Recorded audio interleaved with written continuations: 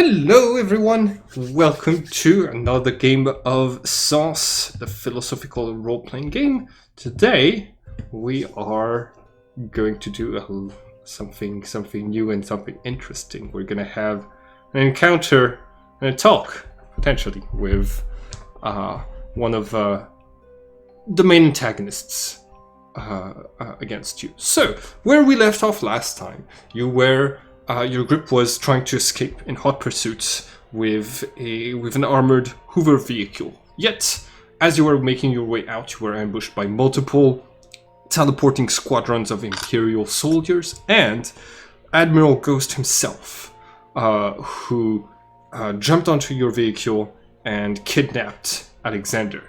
And at the last instant of the previous game, Alexander and the Admiral disappeared in a flash of light when he activated his teleporter beacon that looks like a flag. The teleporter beacon is still present at the end of the tunnel where you've just seen them disappear. It is still there, but both of them are not. Meanwhile, Alexander, you now find yourself inside of a very large room that seems to be having a lot of, a water theme going. You look around. Based on the metal structure of the place, you think you are probably inside of a spaceship. There's the low humming of engines in the background, but mostly what you hear around here is the waves and the rustle of water. Not far from where you've just landed is this gigantic pool in which you can see a whale from the ancient times of from the ancient oceans of Earth, surviving inside of this place. And around you see a lot of other glass pieces are showing off a lot of marine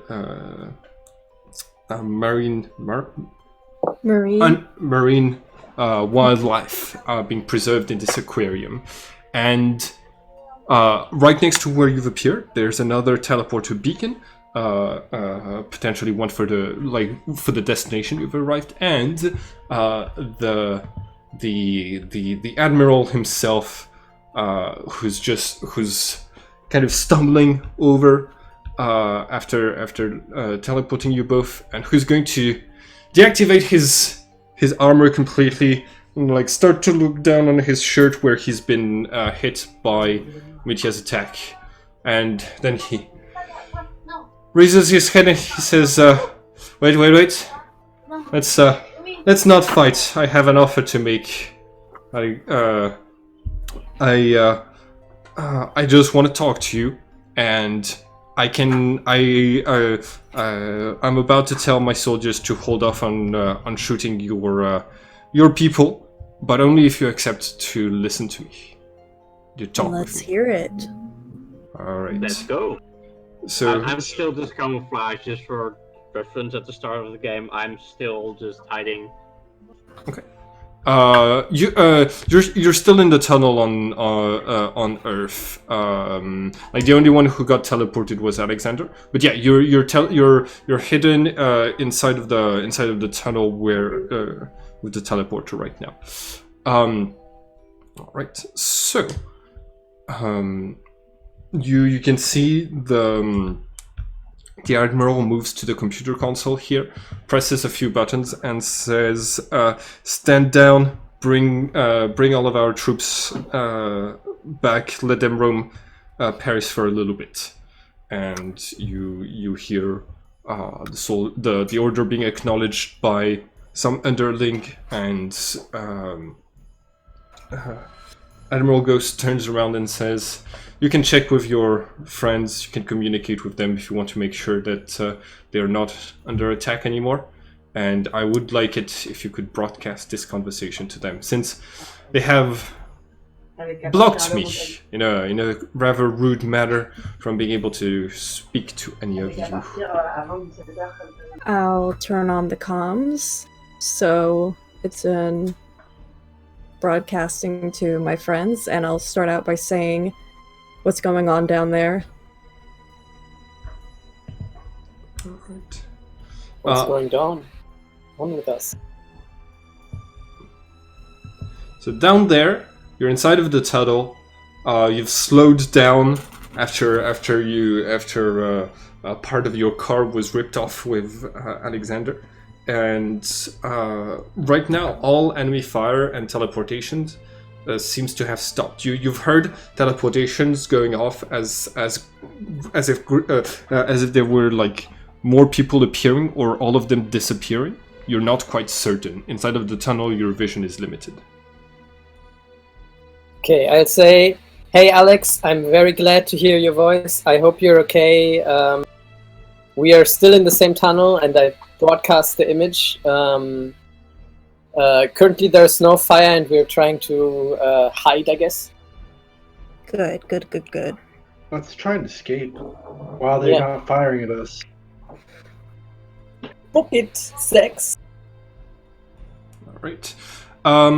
So are you going to keep going with Valérie and head out immediately, or do you want to grab the teleporter beacon that's been left behind? Oh, I thought that was on the car. Oh no, it was planted at the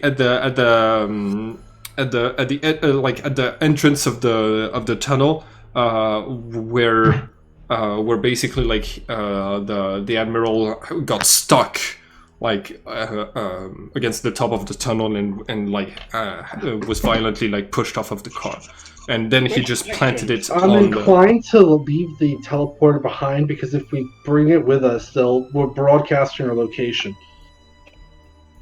I do have one question. Assuming we're still rushing out right now in a hurry, or do we have some time? Because otherwise, I might try sneak onto the ship to broadcast the message from last time. It's up to you. You were just under enemy fire, I'm a few seconds. We don't have time for that. We need to get out of here. We barely escaped with our lives. Yeah. Really bad idea. I was basically just asking the rest of the team, so it's like, do we have time for this, or do we need to? Okay. I think we need to book it. Yeah. All right. So you're making your way to the port. At some point, you have to exit the tunnels. No other choice. And when you're out in the open, you do not see any squadrons of Imperials. You don't see any teleporter beacon. It seems as if you're scot-free. All the while. Ship's still there? Oh, right. You are still making your way to the arbor. In the meantime, you're receiving all of the discussion that the Admiral is having with Alexander. So he gets a little bit more comfortable once you've agreed to listen to him. From the console where he had given orders, he's going to grab two glasses that contain red liquid, and he's going to come over to you and hand you one over. It says, "Here, if you're thirsty."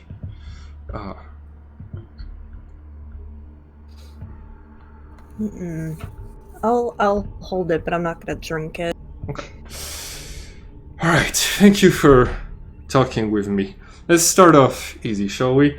Glitches, we're supposed to be incarnations of free will, but what does free will mean to you exactly?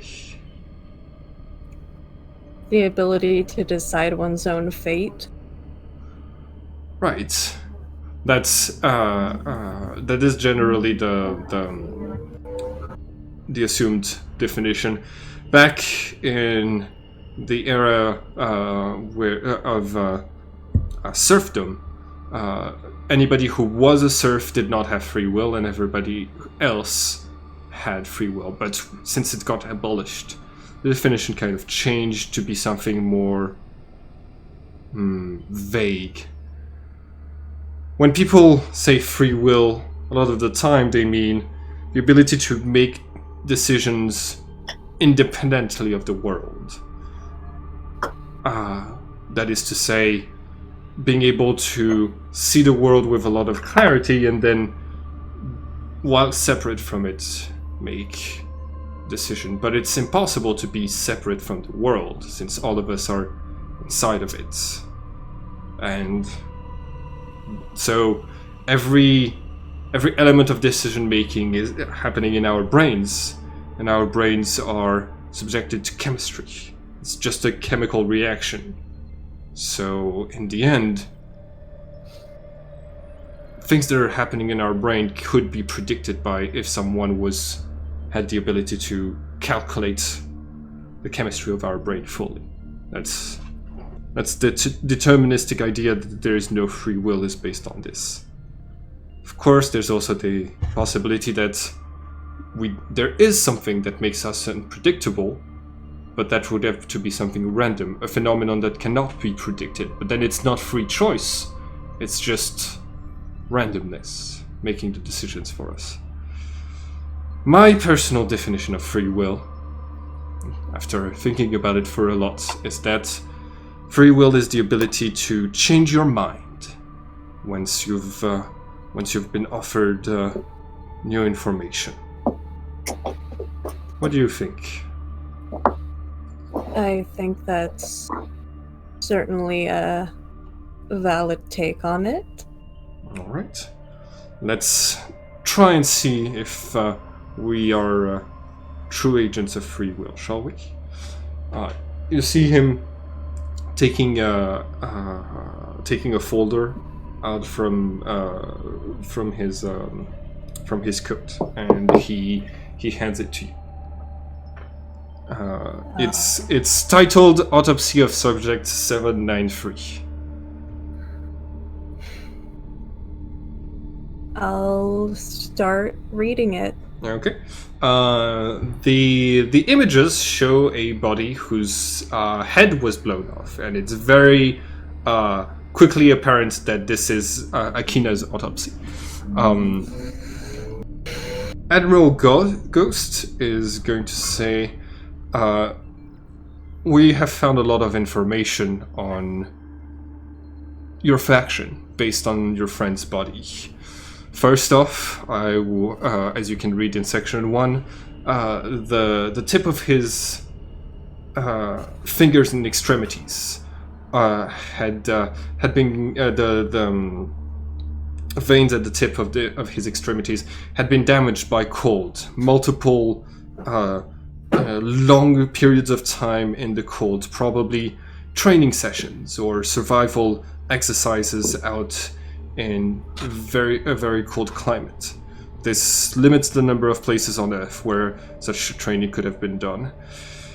His diet was mostly composed of mushrooms, which points to an underground area where your base of operation would be. But there were also a lot of other nutrients found in his body, meaning that the place where you are it probably has a large enough population to cultivate different types of food and to trade with the rest of the world to get all of the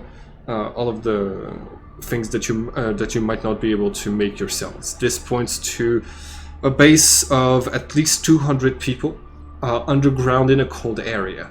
Now, we've done a quick search through Cosmo and Rebirth, thanks with this data, and we found nothing, which means your base was constructed after the existence of the glitches, and we are resetting our equipment to be able to look for things not in the shadow world but in the real world. More on top of this, before you cut off all of your locations from me when I first acquired my Resploid, you were heading north, which means in my mind that your base has at least 200 people and is underground in the North Pole. It's only months before I find the rebels, maybe weeks, maybe days, and then the resistance is all over. That's just from one body, and now I've got you and you're alive. So, I'm telling you all of this because I want you to know that your situation is hopeless. The resistance cannot hope to win and escape forever, and it's just a matter of time. So, That could be said about any person anywhere. There are so many holes in that line of thinking. There are so many exceptions to Zex's buttering packet. So many leaps of logic. I just say good luck with the search, but yeah, no. The glitches are already. Number one, like, yes, we were heading north. Who said we were going straight to the base? Could be a resupply. Number two, like, who says that the cold came from where they were? He could have grown up there, or he could have been on a mission yeah. in the cold. There's so many. Yeah, there's so many like you are quite right. Like Zex is able to tell based on the broadcast that the admiral is kind of just laying a lot of his cards on the table and playing a guessing game mostly, but you feel like that's not what he's going for all the way. So he's going to say, I would prefer if this conflict could be ended and in a peaceful way. I'm willing to offer the entire resistance the privilege of having their lives spared and not being given any prison time in exchange for everyone's surrender. And this centuries-long conflict can finally come to an end.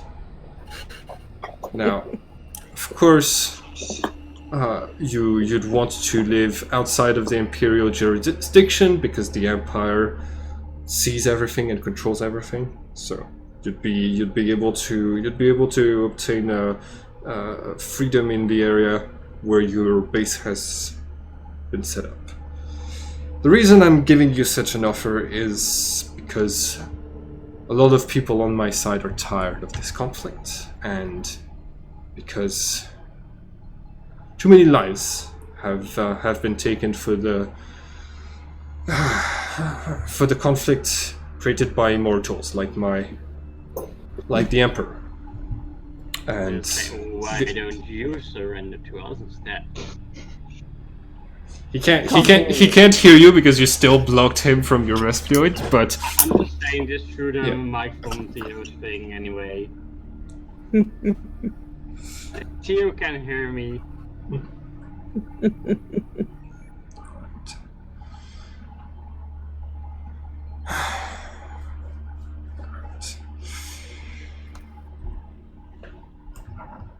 I'm also very worried. The Emperor, after I was found in New York, has adopted me, and he's taught me a lot of things. I've never known the man to lie, and when I asked him, well, after I killed your friend in Iceland, he gave me a specific order. Under any circumstances, I was not, and my soldiers were not to kill any glitches. When I asked why, he waited a long time, but he told me this. He said, the world was made for the glitches. The world ends with the glitches. That's why we can't kill them. I'm just saying right now through the comms, like, I mean, that would make sense, but he already killed Akina, and I think that's pretty much the final drop for their system. Because they spend so much time on figuring out how Akina's body works that it's probably going to have an effect on their entire system and make it unstable.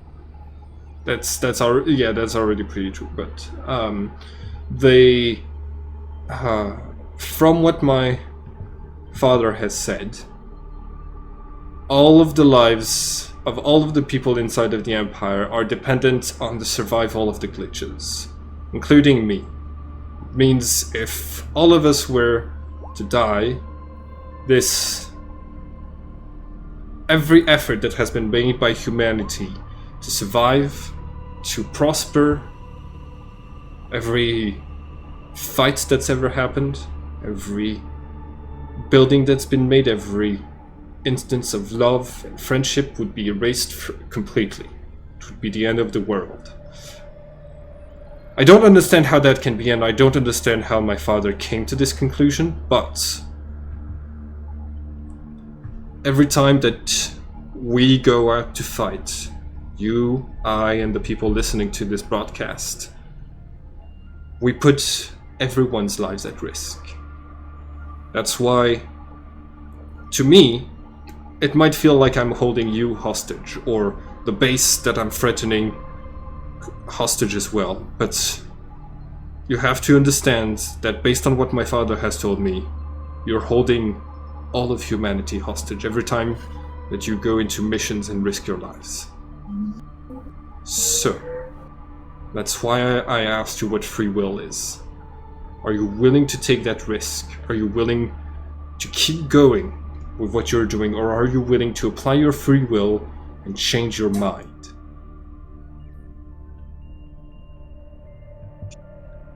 After the disaster comes, like, it's already too late. I mean, we're already here, so the system's going to start glitching. Oh, sorry, my sound got cut for a second. Did you say anything, Alexander? Not yet, no. I think it is very bold of you to assume that we...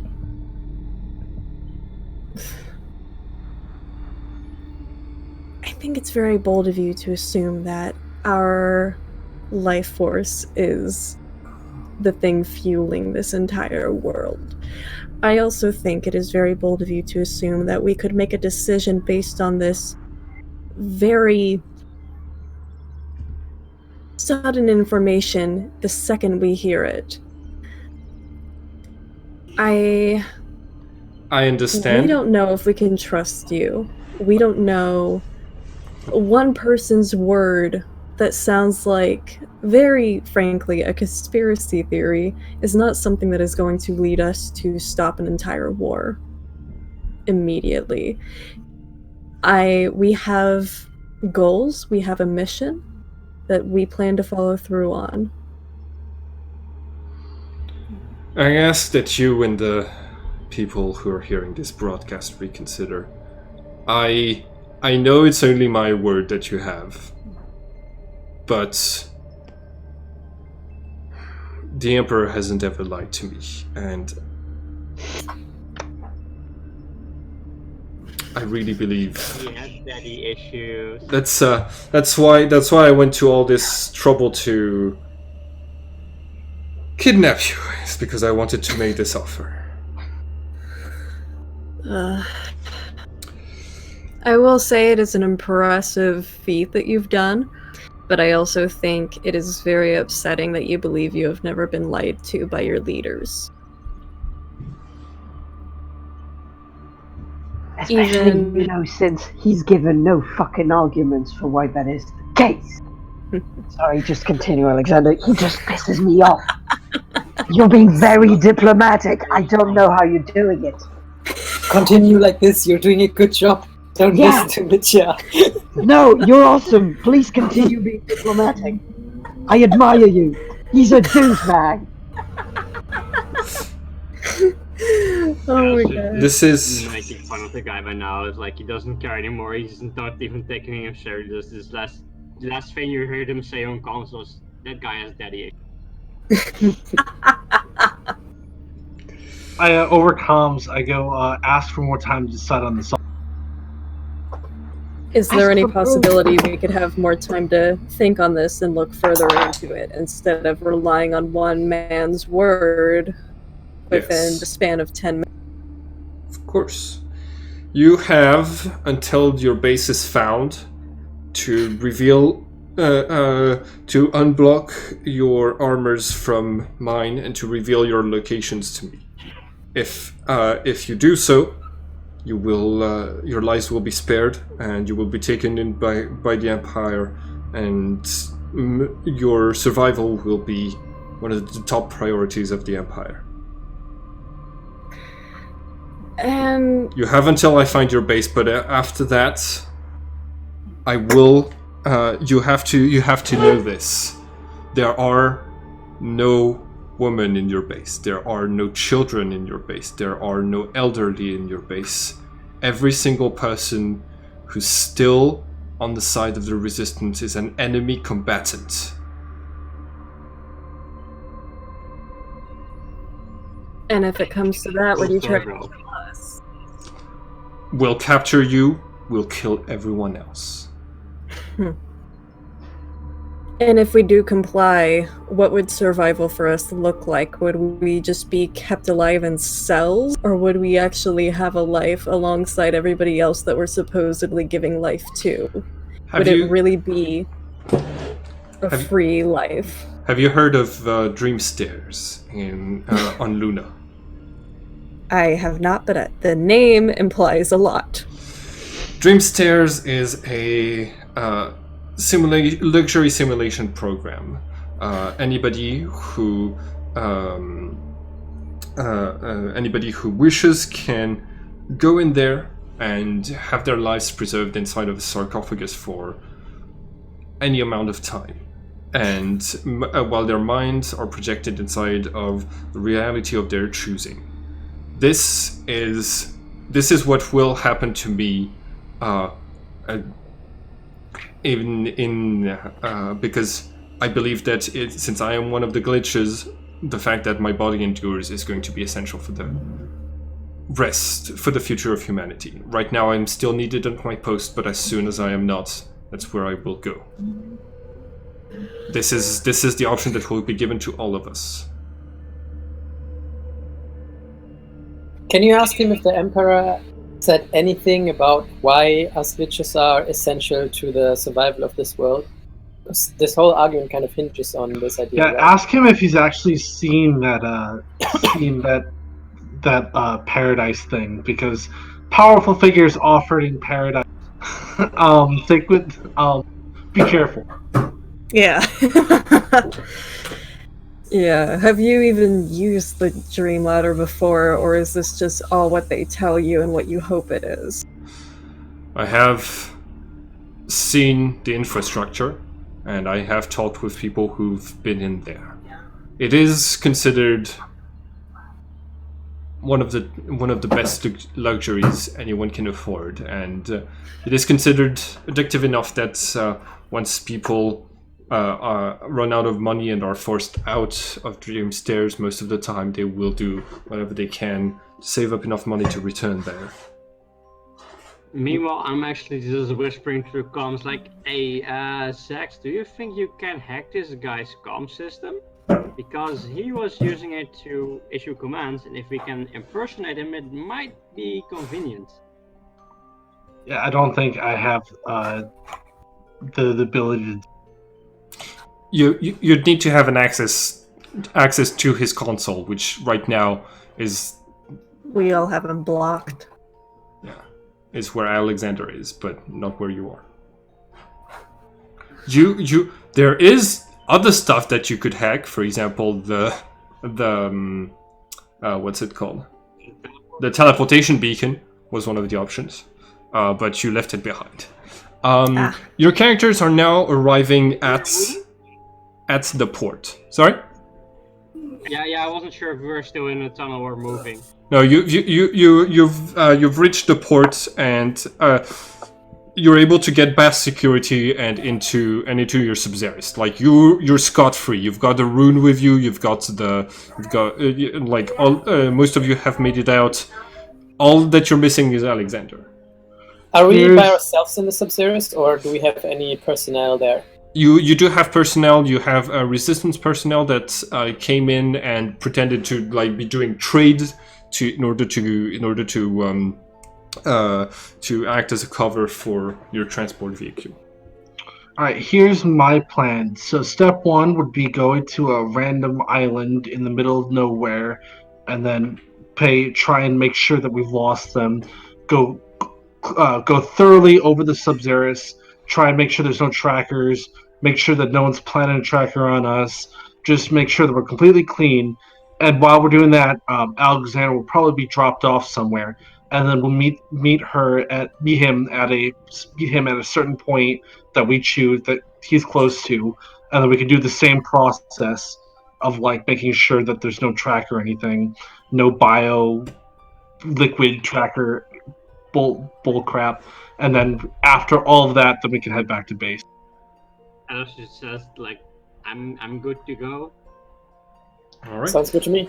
Heading back straight to base would be more than ideal. Okay.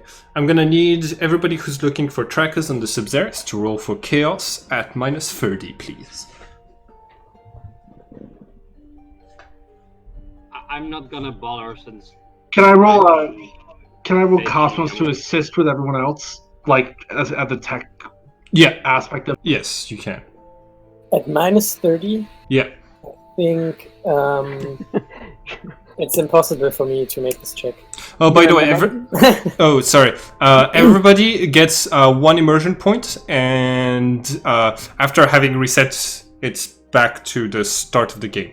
So, like, you reset it, and then you add 1 point of immersion. All right. Is the Cosmos check at minus? Yes.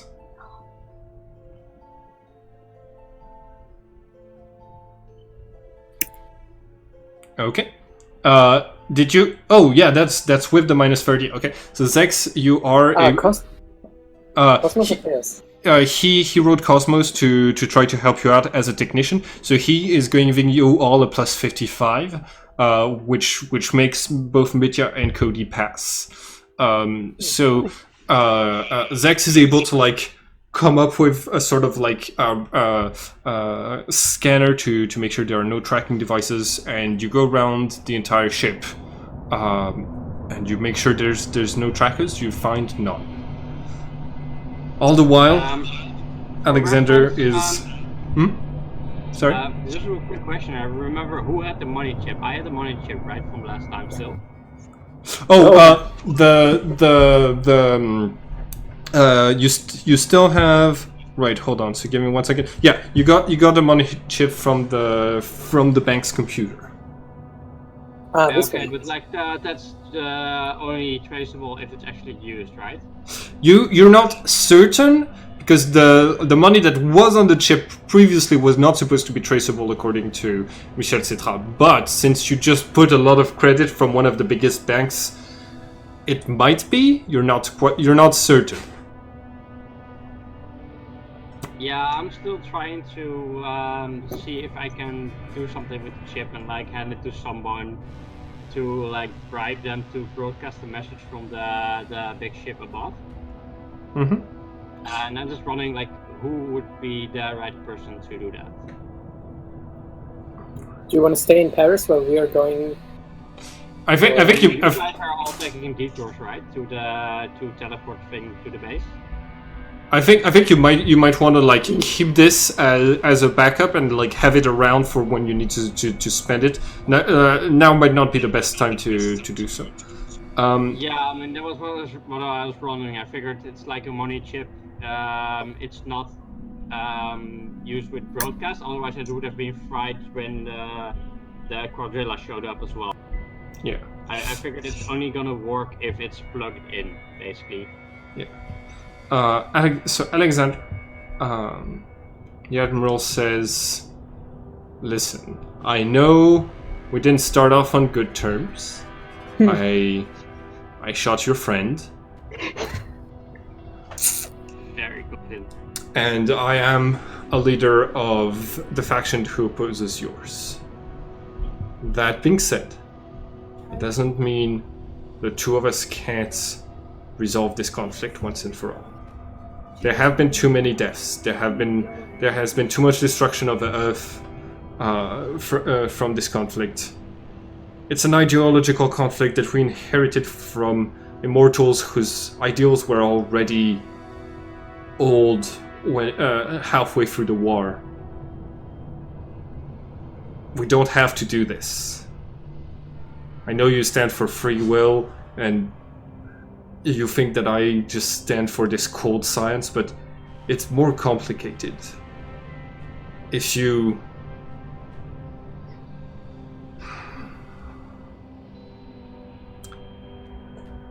I don't want to keep fighting.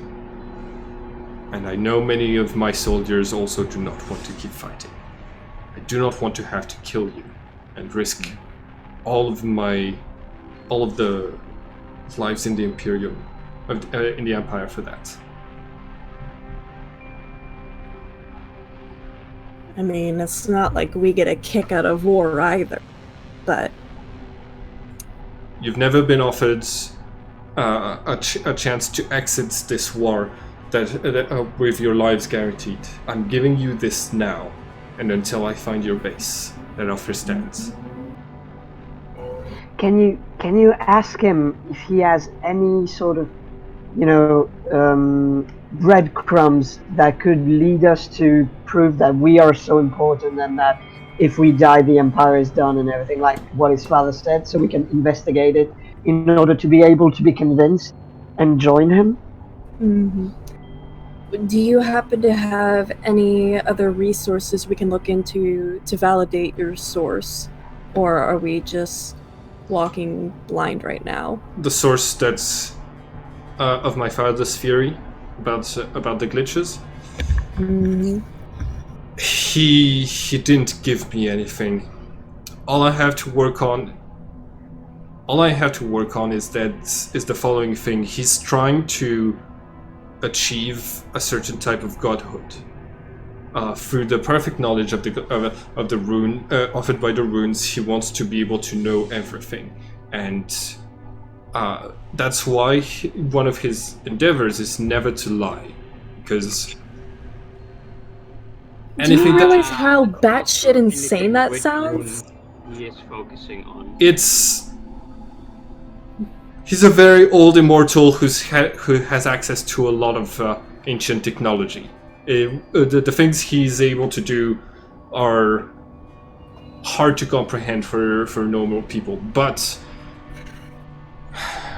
gods can't lie. Whatever a god says is the truth is the truth. So he's been endeavoring for the past centuries to never ever utter a lie.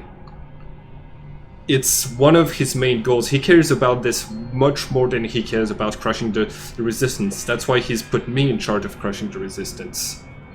And ask him if lies include half-truths.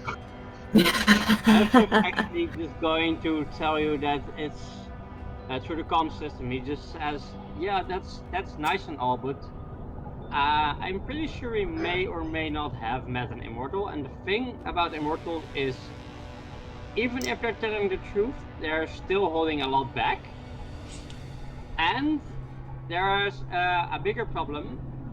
They are pretty powerful people, so it's not really a matter of the fact that anything they say is truth.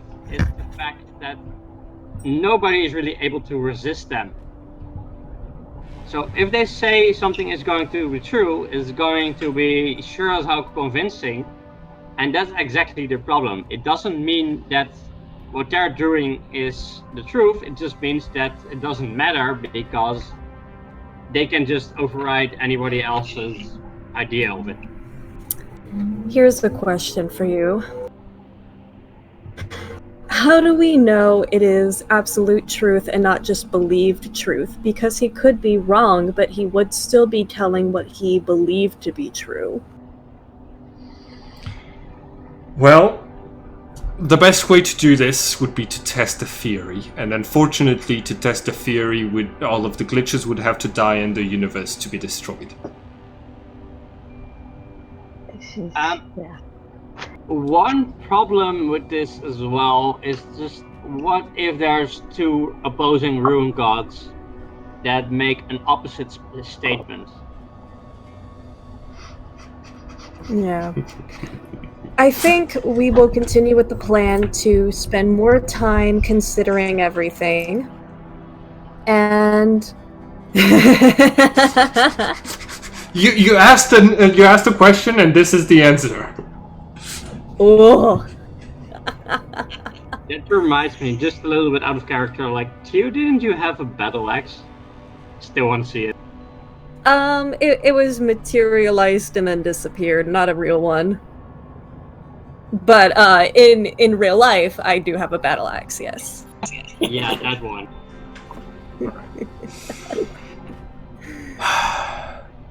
I think we will continue with the plan to look further into this, not make a decision immediately. Is there any way I can convince you to give us a more solid timeline that's less arbitrary? My best estimates are that your base will be found within 2 months. That's all the time you have. Very well. 2 months it is. It's like, okay, guys, so I guess we can just start up setting base somewhere else. He's going to move to his control panel, and you see him like typing a few things, and you see like the teleporter beacon starts to activate next to you, and just before you disappear, you see the Admiral just materializes his dragon-like Respleoid, and he is going to start just like punching the what's it called? The command board in rage and just wrecking it. And there's a bright flash of light, and you disappear. You see, it seems the entire experience was very frustrating for him. And you appear in the middle of Paris. Oh.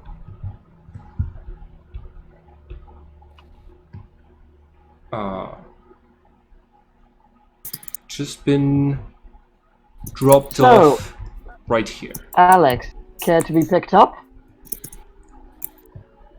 Want a lift?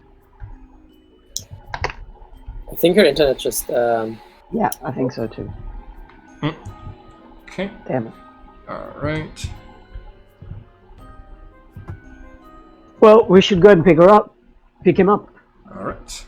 You're starting to head back to pick him up. You are able to make your way out of Paris with not a lot more difficulties. Before we are leaving the city, can we make sure that we at least act on some of our measures of spreading the word of Yeah. we cannot see everything?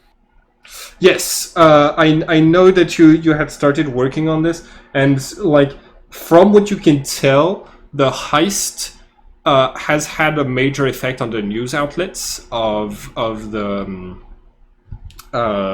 on the news outlets around Paris, and somebody scribbled on the walls. They can't see everything in not far from the bank, which gets spotted by news anchors as something that does not exist in the shadow world, but does exist in the real world. And so this, it starts to catch on. It's more and more people are starting to notice. And don't forget that I slipped a lot of people notes. Yeah, I know. It's a lot. This is kind of spreading like wildfire as you intended. And which ruins any efforts to try and to follow you, because so much of the Empire's detection system relies on Cosmo and Rebirth. You make your way. You make your way back towards the main base. You now have in your possession one of the runes of God, and a file from Soren which mentions her lab in New York. You have completed this mission successfully. And everybody gets a level up, so you can choose an extra talent or psychic power to master. You can choose an extra gear expansion, and you can add 5 facts to your character sheet. And we're back after leveling up. All right, so I'm gonna run real quick to the bathroom as well because I was still busy. yeah, okay. All of you, after checking that you're not being followed for certain, as far as you can tell, you are able to reach the North Pole base once again, and you arrive at the docks, and you're greeted by the military.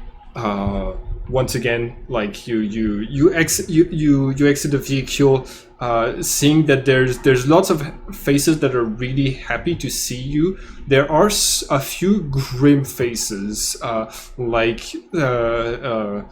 some there's some bad news, but nobody wants to be the one to break it to anybody else. You haven't done your mission report yet, so nobody really knows how things are going. So you get to where the general is at the edge of the port, and he salutes you and says, "Glad to see you all made it alive. We saw the cruiser. We detected that the cruiser above Paris started to use teleporters, so we were really worried. How did everything go?" Is there anybody else present? Like, there's people around us. Yeah, there's some civilians in the background, but mostly like workers, but mostly like military personnel.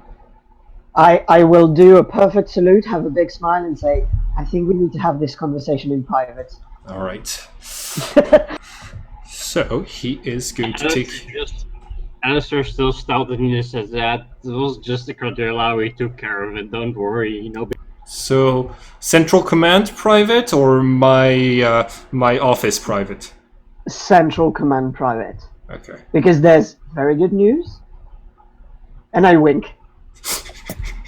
Okay. So you see him saying, "I wish I could say the same." All right, follow me.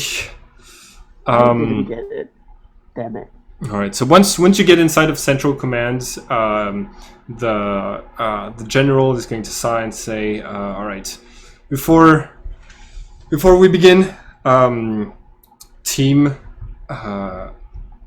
Alpha was sent on an exploration mission in Sydney, where we'd been getting a lot of strange radio signals, like that we couldn't really explain, that couldn't really be explained by the normal way physics is supposed to work, and they lost one of their members, Samuel Krabby, and never made it back. His body was found by the rest of the team after he broke off from the rest of the team for a little bit, but he we're going to hold a funeral for him very soon. We've already announced it to most of the base's population. This is our this second official glitch casualty, but first actual glitch casualty. Damn it. All right. What was the cause of death? He was hit by energy weapons. It's uncertain as of yet if those were Imperial weapons or Quadrilla or something else. Did they investigate it for trackers? We always check for trackers on the way back. Would it be possible to examine his body, maybe? It was left behind by his team. They were trying to retreat as fast as possible, and they ensured it was him, and then they left him there, unfortunately. So I will ask them about the video footage when possible. Make sure that there's no tracker on the body, because we know for a fact that they take great care in analyzing the dead. Yeah, that's what I meant as well. We have a lot to tell you, General. Some of it that's good, most of it that's literally the terriblest thing that has happened to us since '96. It could have Are been you worse. ready? And that says a lot because I'm in this team. Okay. So, good thing we killed a quadrilla. That's So, awesome propaganda-wise, really good. news. I, Yes. I did great. I had great fun. Just like this Cordilla was no match for us, and you just stand there and it's like You're happy beaming thought, with happy pride. thought. Okay. All right. Gladius says, "All right, that's very good optics. That's We also robbed the bank without going into the shadow world, thus creating the biggest possible rift we could No, between the we real world were in and the shadow. Shadow World. but just for a small amount of time, and you didn't really steal anything from Only there. in the So basement. timelines are very different. We found Soren's vaults. Inside were documents about his lab in New York.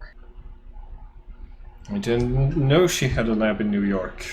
Yeah, neither did we. So Mm. that's really good. We could go there and see something. Also, we found something that we suspect might be a rune of God. Sorry, what now? Yeah, this is just pure speculation on our part, Okay. but it may be a rune of God. Can you show it to me? Who's got? I think it's Cody. I have it in my pocket, and I take out a piece of cloth. Okay. Is the rule like this big, or is it like this? I don't know what's the size. Of It's about this big, yeah. Okay, so I have it wrapped up in the cloth, Definitely move us close to you. and I will put it down on a table and open it up so that it's visible to everybody. Okay. Is it dangerous to the touch? Am I gonna melt if I take it? We are not sure. We are aware, though, that we got attacked by the quadrilla and following by the Imperial Army the moment we touched it. So I think it's kind of our assumption that touching it kind of revealed our location to them, maybe, or our attack. Alistair is a little bit too interested in the rune. He's just walking up to the rune and he's totally just sticking out his hands, totally like, I want to. The general is going to hit your hand. Your breastplate armor just materializes to protect you just in time, so you don't feel a thing when the general just tries to slap your hand away. And then he. Oh, everybody gets an extra immersion point.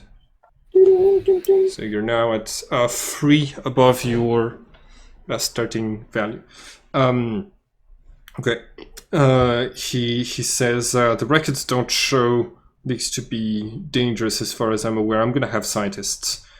The entire team. Cody, can we put your team to study to take a halt from the accelerator cannons and take a look at this instead?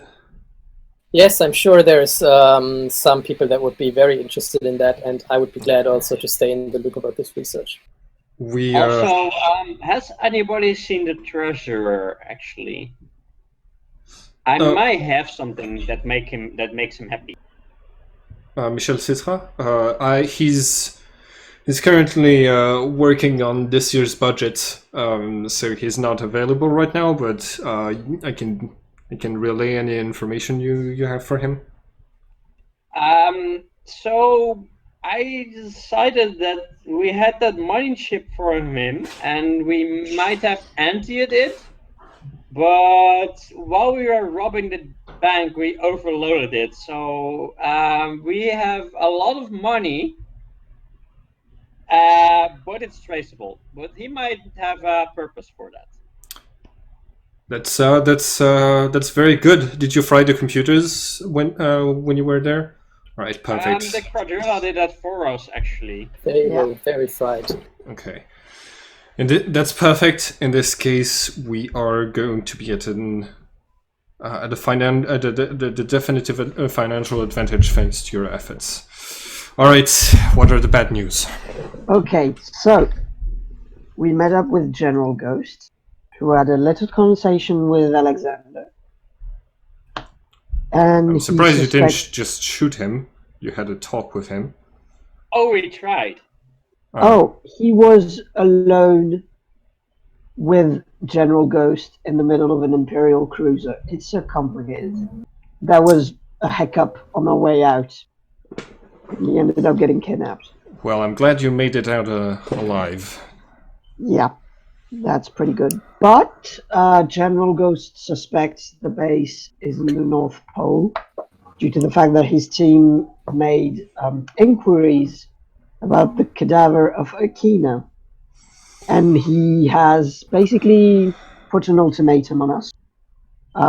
Present tradition. Inside the 2 months he estimates will take him to find us in the real world. Or total death and annihilation. 2 months, Regarding that, I would say we might need some additional basis of operation within the month.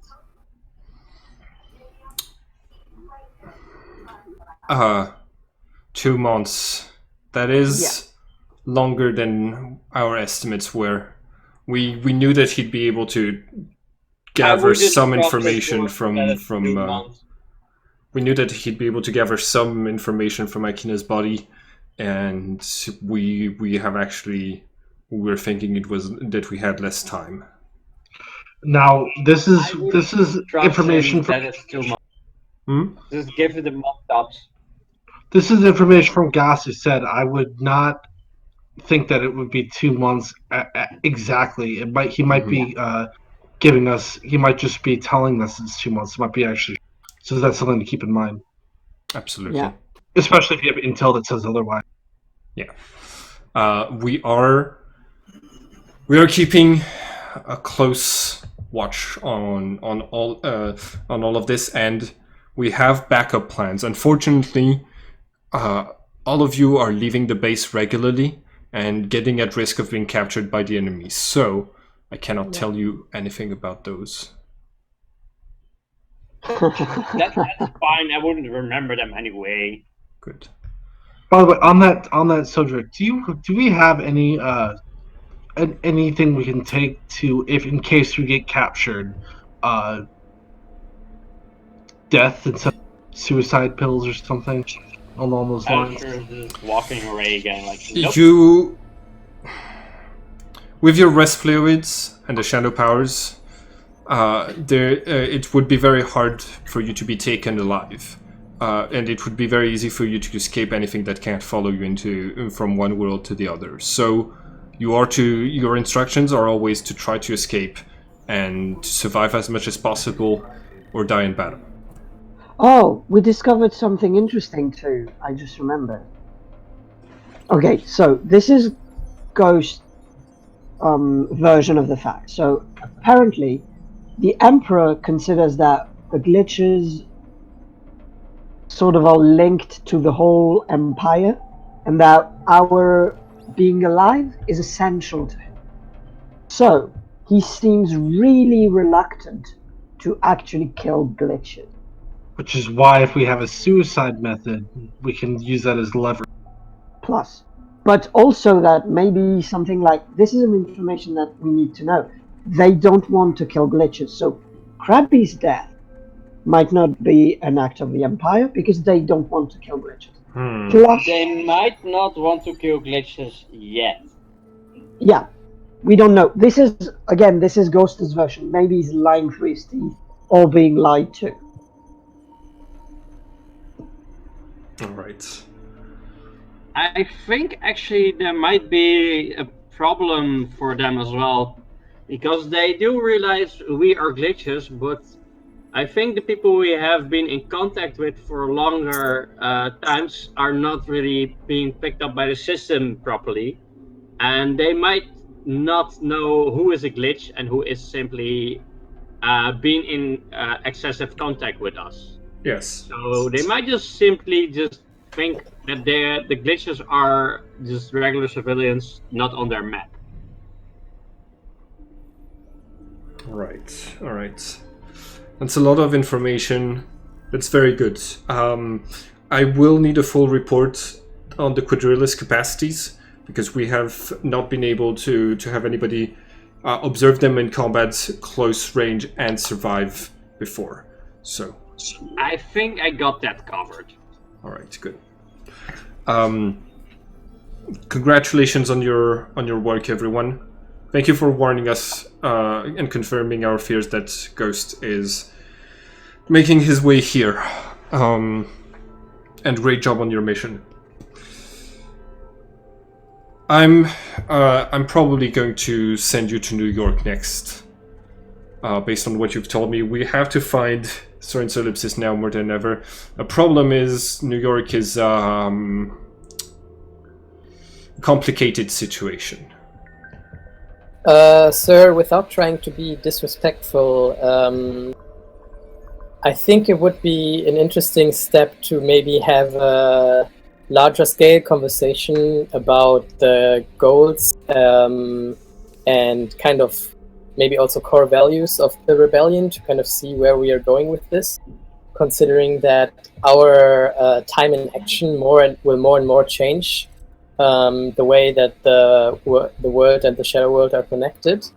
So maybe we need a plan, like a larger plan, instead of wandering from one clue to the next.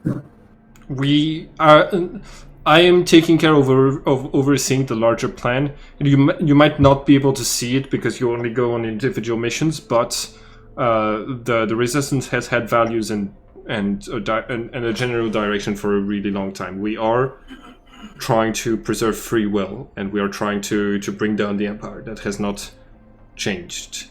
Now, this is going to have to go through acquiring as many resources as possible. So the rune of God that you acquired, we can try to find a way to use it somehow. Finding Soren's ellipsis is one of our main resources. Finding ways to destroy the quadrilla, and since you've done so, you've acquired more of those resources, and then we find ways to use those resources. That's if you if that's what you were saying, then don't worry, we have it covered. If what you were arguing for, on the other hand, was the philosophy, you want to discuss the philosophy of the resistance, I can assure you we've got plenty of people, civilians who've got it covered, who've written essays about all of this. You can try to discuss it with them to get all of the details. Yeah, If you want, there's a club in the basement of where I live. Old cougars, like old factory workers, and they go over Saturdays, they play cards and they drink, and they say it is a political meeting. And I think you would enjoy it greatly. That sounds amazing. And Meanwhile, sounds like I want to Alistair go. just walked over to the table and he's trying to touch the room. Nobody's really paying attention to you. You manage to touch the glitch and the rune, and you start to get this. All of your sensors start to get overwhelmed. So basically, like you're starting to get visuals on your. So your armor activates. Your respirate armor activates. You start to feel sensations. Come onto your arm more and more. It feels like at times it's been crushed or being pulled from the void of space. It feels like you're touching pebbles and animals are walking all over your arm. It's spreading all throughout your armor. You're getting like flash of images and distorted com information from your visor, and hearing more and more sounds that are extremely varied, from the sounds of animals to the sound of nature to just strange sounds you've never even heard before. And your sense of smell is also starting to get overwhelmed by a lot of different things. And after you holding it for like 30 seconds, your teammates are going to start getting radio communications from your armor that is starting to send like information to them. So for example, you're broadcasting some of the images that you're seeing on your visor unwittingly to them. And it's starting to like it's starting to having the time of his life. Like, this is lovely chaos.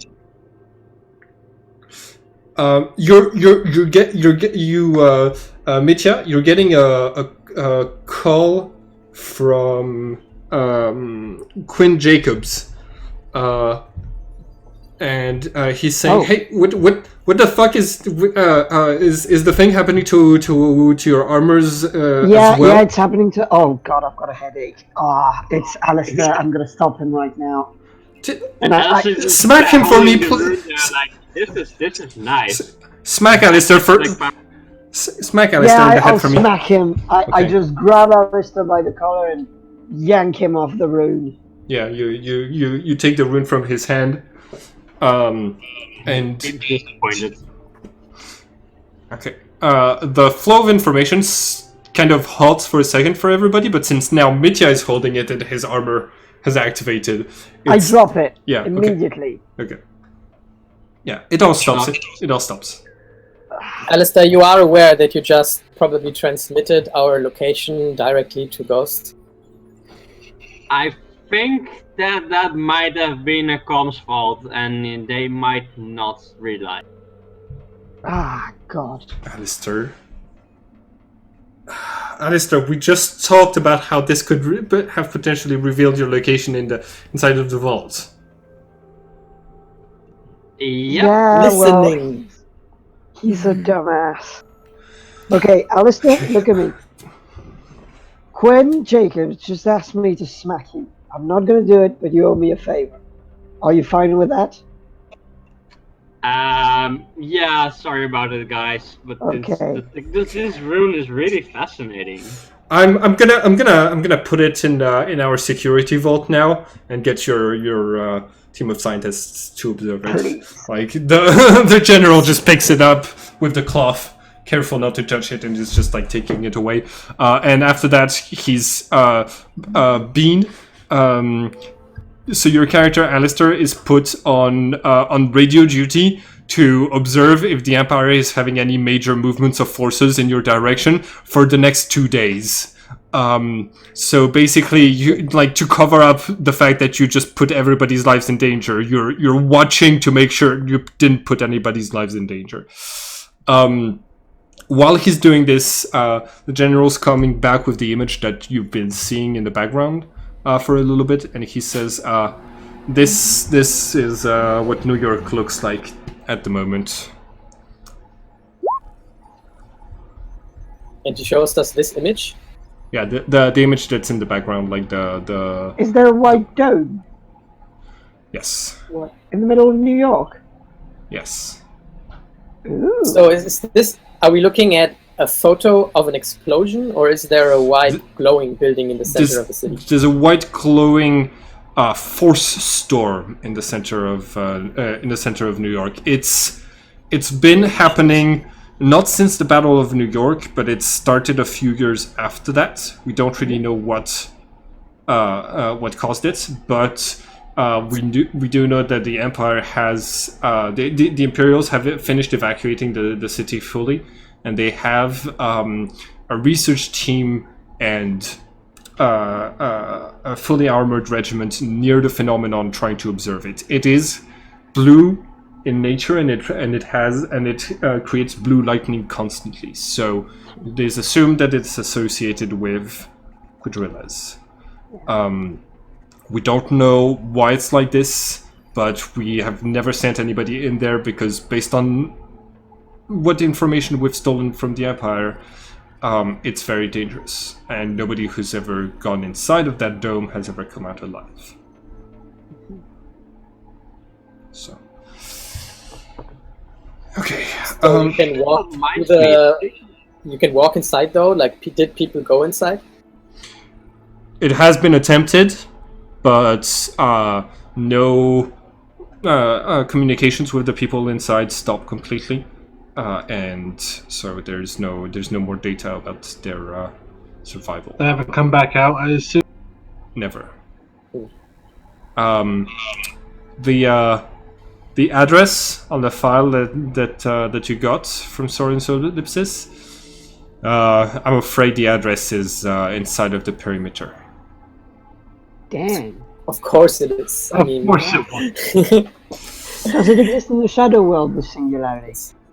No, it's in both the Shadow World and the Material World. And whatever event caused it happened in both realities. Yeah. That reminds me, those Cordillas actually, I beat one up real good. I don't know, it got distracted or something. It seemed to freak out about. I don't know what it was freaking out about. I think it tried to do something and it messed up. Which tells me they know shadow powers, but they're not really that much in control either. But the Quadrilla had this kind of armor that So it didn't stop anything specifically, but it slowed down movement through it. So if you shot at it, so hold on. well, it would slow down. So you killed off the Quadrilla in the Shadow World, right? That's not that much of an advantage for us if it's dead in the Shadow World. It's more. No. No, it was We just killed a it in the normal real world. It world. was actually here from wherever it came from. So And it was definitely aware of the Shadow World, but it was using shadow something- powers. Yeah. it was using shadow powers in the real world, but it wasn't going that great. It seemed to have some kind of feedback which caused it to become paralyzed, and I just shot it to pieces, but it didn't Yeah. seem that like it would last. So He also said before or during his death that his existence was because of us. That the Quadrillas existed because of the glitches. And, okay, you know the theory. I'm going on a limb there. I've got a million theories, but you know the theory about, because of Cosmo and Rebirth, there's a Shadow World, but inside that Shadow World, there's a Cosmo and Rebirth, and so there's a Shadow World. Yes. Okay, what if we were the Shadow World of another reality? And the fact that we exist in this one make the other reality produce Quadrillas or something like that. Because if the Quadrilla was in effect in our world, in the Shadow World for his reality, he might be able to use psychic powers in the same way that we can do it in our Shadow World. Right. Maybe there's something along those lines to be considered. I think that's a very, very valuable thought, actually. We need you to confirm this, because if our goal is to destroy Cosmo and Rebirth and we happen to be inside of one of those simulations, then that kills us. Yes. Yeah. I think we have. That's why I thought about rethinking what our strategy is, because I think destroying this nested dimension system doesn't really seem like a useful or moral even goal to achieve. Whereas free will and independence is. Right. Also, I'm sorry, but I've got a question. I'm not well versed in science. Do we know how Cosmo and Rebirth actually work mechanically? It's many essays have been written about this. I have tried to understand them as best as I could. It's a lot of so the runes are supposed to be able to they're constantly emitting data about the Shadow World. Now the way to interpret the data is very difficult because it's it took decades for Mythos and Soren to be able to realize that it was a sort of language, and that Cosmo and Rebirth are basically just a gigantic translation machine Device. who's interpreting the data from the runes. Now, the data might not be complete, just like you mentioned that the laws of physics were not complete inside of the Shadow World. Yeah. And Complete. so the way that most people are able to interact with the Shadow World tablets is by asking the Shadow World to the Cosmo and Rebirth to provide one information. So you could look for somebody's name. You could look for an address. You could look for an event like a supernova, and Cosmo and Rebirth would find that information inside of the runes and display it on a computer. It's mostly visual, but it's supposedly it's this strange language that the Cetantwa aliens spoke that is being translated into visual effects that we can understand. Okay. So, basically, when I touched the rune, I was also getting information from it. It seemed really vague, but on the other hand, it does seem like the system works in the same way. Oh, I'm terribly sorry. I have to go for a while. So sorry, my door is ringing. Okay, go ahead. I'll be back. Right. Okay, we'll reconvene at another time. You are all going to have a few days off. I'm gonna give you all a week off before I send you to New York. Recover from what happened and train a bit more, and then I'll see about sending you to New York to complete to further investigate. Sounds good. Right. So, as you leave Central Command, where are your characters going to go? Well, I think I have reconnaissance duty or something. Yeah, you have radio. You have radio duty in command, in Central Command. You're staying there.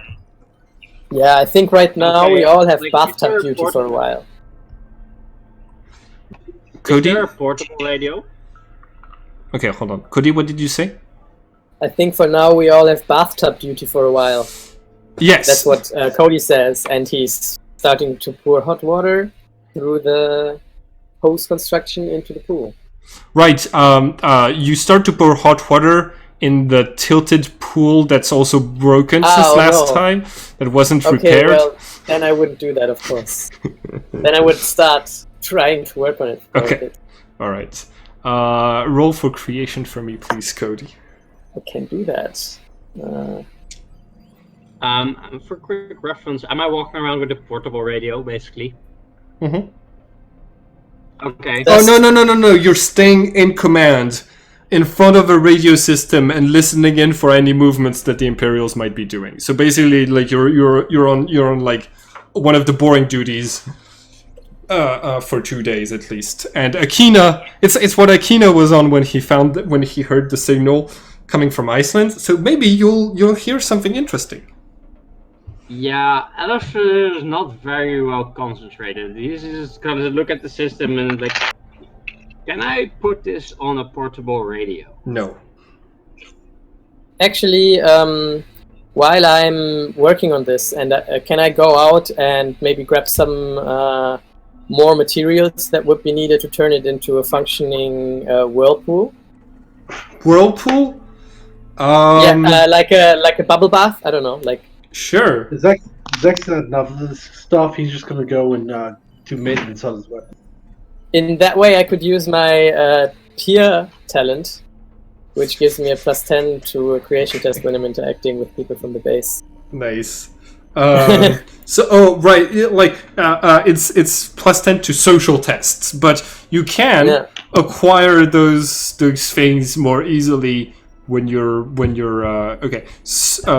because you're a peer. So are you going to just try to requisition the materials you need from like an industry. Okay, roll for like a small air pump and like a bunch of little airtight hoses and like glue material and stuff. Nice. Roll for creation with peer to get those materials. Nice. Okay, that's a pass, and you're gonna be able to install them and like not only repair but upgrade the. Nice. Hey. Also, Alistair is just going in the comm system. He's listening to all the comms and he's just trying to tap into comm systems, listening to him and stuff. He's like, "What's going on over here?"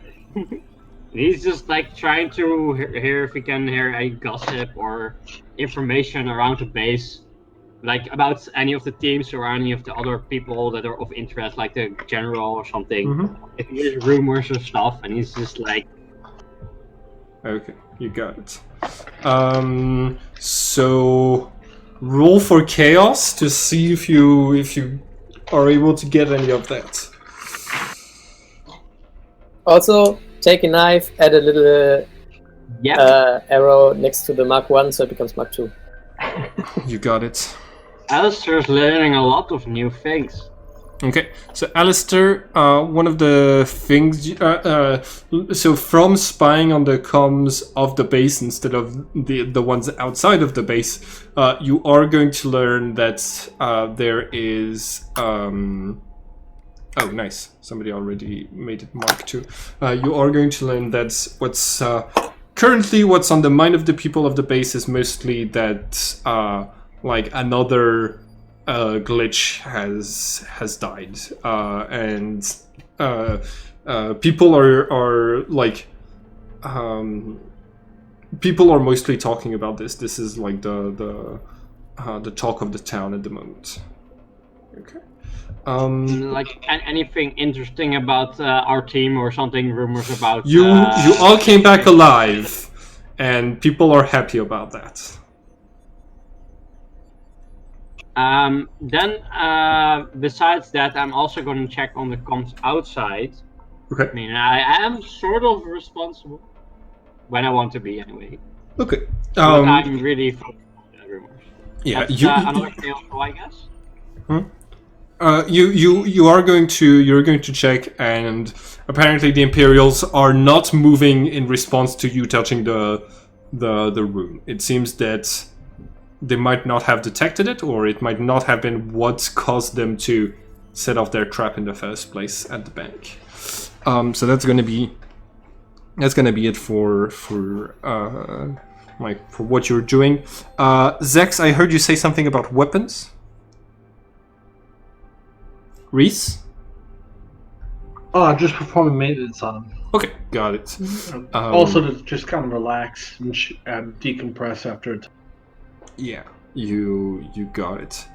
Alexander, your body is still kind of wounded from the whole experience. What are you going to do?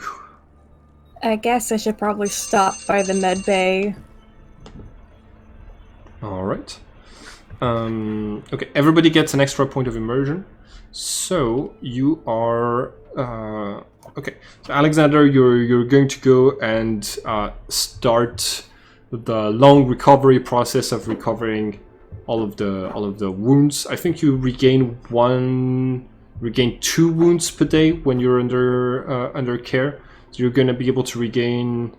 At least, no, actually with the equipment it's going to be 3 per day. So you recover 21 during the week that you are in the base. That takes me back up to normal health. Alright, perfect. Yay!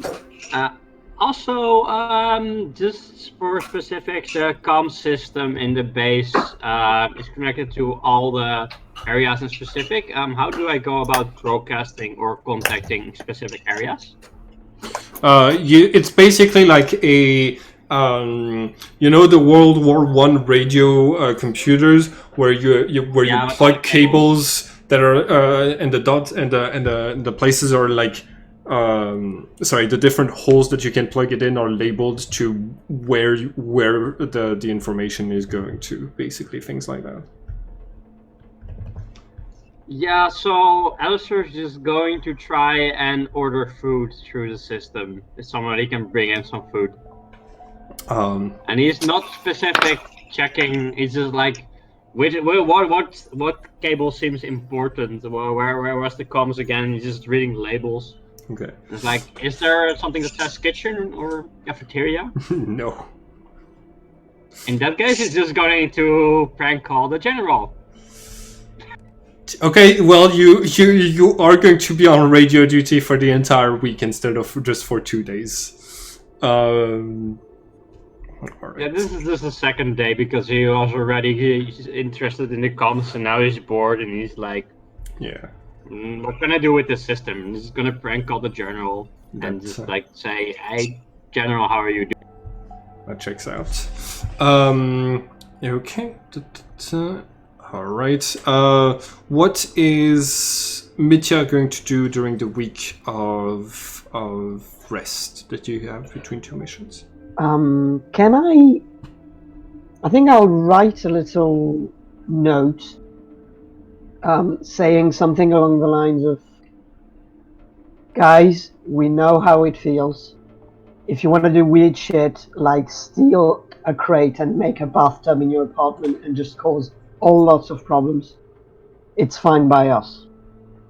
Be well, take care, and I leave it in the apartment of the team office. Okay. Discreetly. Got it.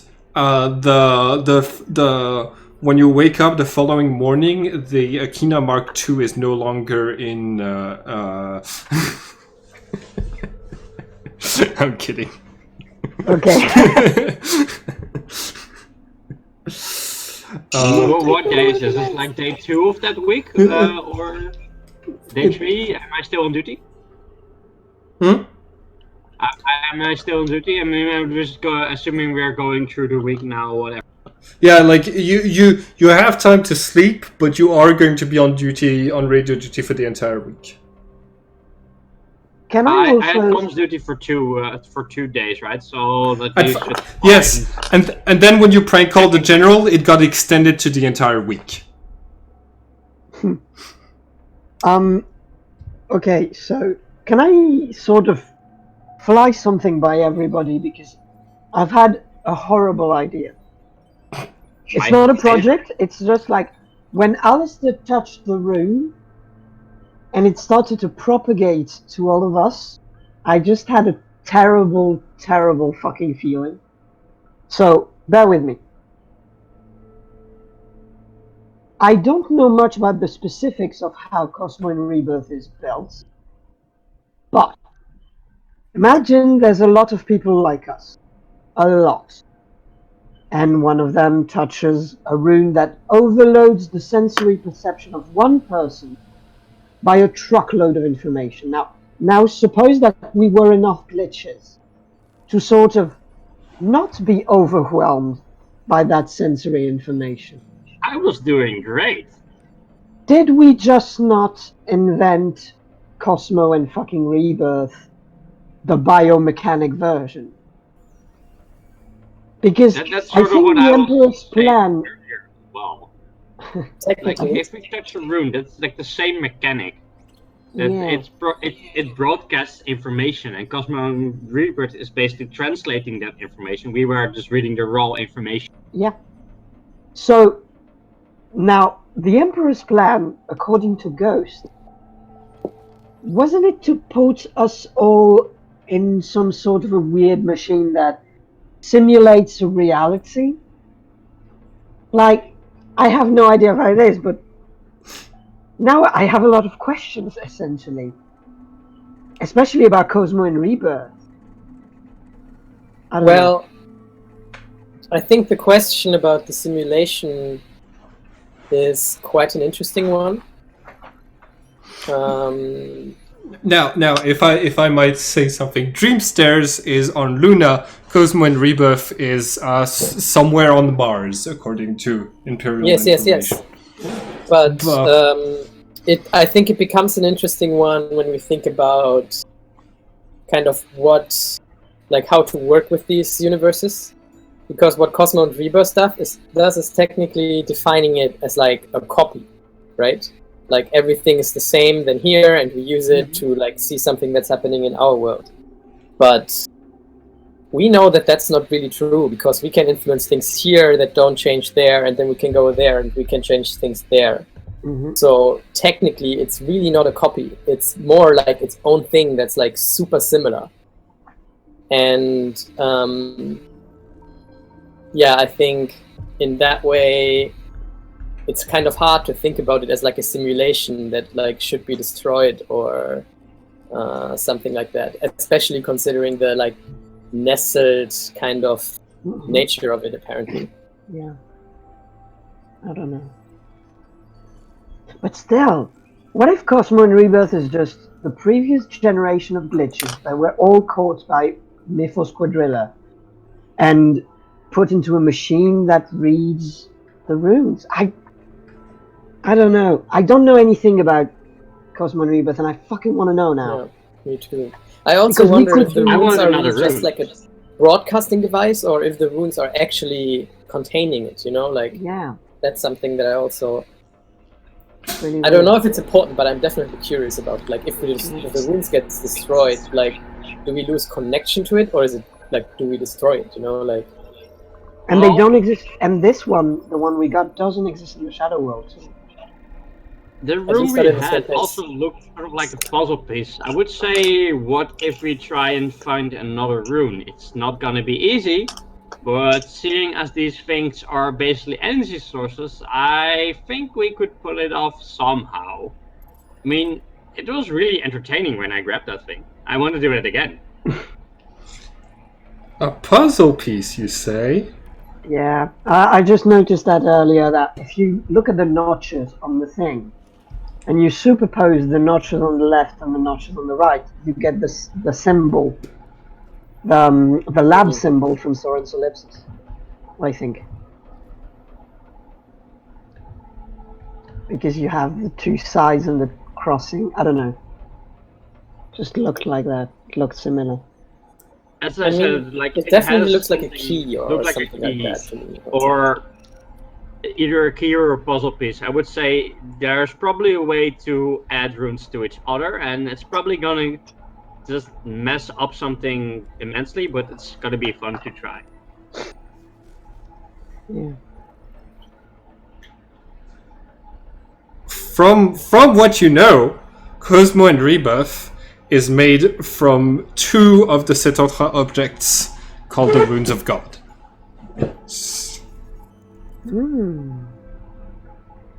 What if we add more? I mean, this definitely could be used to build the lab symbol if it's one of the side pieces, right? Yeah. That's what you mean. What I mean is that if you look at the notches, the four notches, if you superpose them, it makes the symbol. Yeah. Yeah, it makes this Yeah. and this. Yeah. And it's just like, well, okay, I mean, it's a piece of metal, it's either a key or a piece of a puzzle. I would say, personally, would have to find another of them. Maybe it's But also a I hammer. definitely want to try and mess with this other thing we have. And which is why you are on radio duty, because you want to mess with it. Cody, your team is kind of sidestepped away from the Railguns of Death project and put on the study of this object. It's not necessarily something that you basically, like, when you go and check in on them every now and then, you're going to get the sensation that their orders are, how do we weaponize the rune? The orders are trying to find a way to use the rune as a way to have an advantage in the war. Which is what, like, essentially, like, the orders given by the general or the Council of the Resistance are.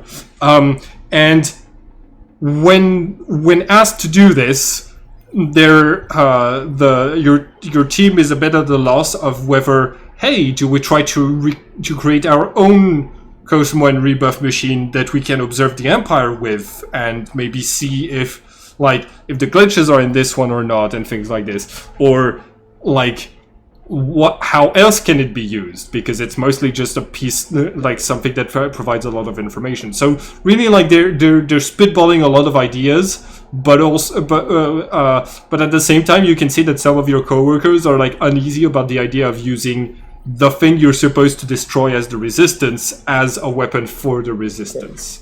So I would like to tell them that it's great that we get the resources to work on something that's interesting like this. And I understand that the protocol from the general is that we are trying to use it in a militaristic way or weaponize it somehow. Mhm. But I think we should kind of do the NASA route, where the research that we're doing is definitely funded by like military interests. But I think that as scientists, we should be more interested in the nature of this thing, how it works, and how it influences our lives, than directly weaponizing it. So I think we shouldn't be afraid of doing the research, but we should also be wary of kind of like what it is, not just what it can do. As just says, like, I mean, we already know that Cosmo and Rebirth isn't all powerful. It's the same with this rune. They're interesting and they provide information, but what matters is what you do with it. So figure out what it does first, and then see whatever you do with it. So they are going to go in that general direction and study how, like, what the rune does first, and then how to weaponize it, like, much later down the road. I mean, like, I'm less interested in like how it works, but like not just what it does, you know, like, but like how it functions. Yeah. So the study reveals within 1 week reveals the following things. A, it's made out of phyllonite, just like your armors.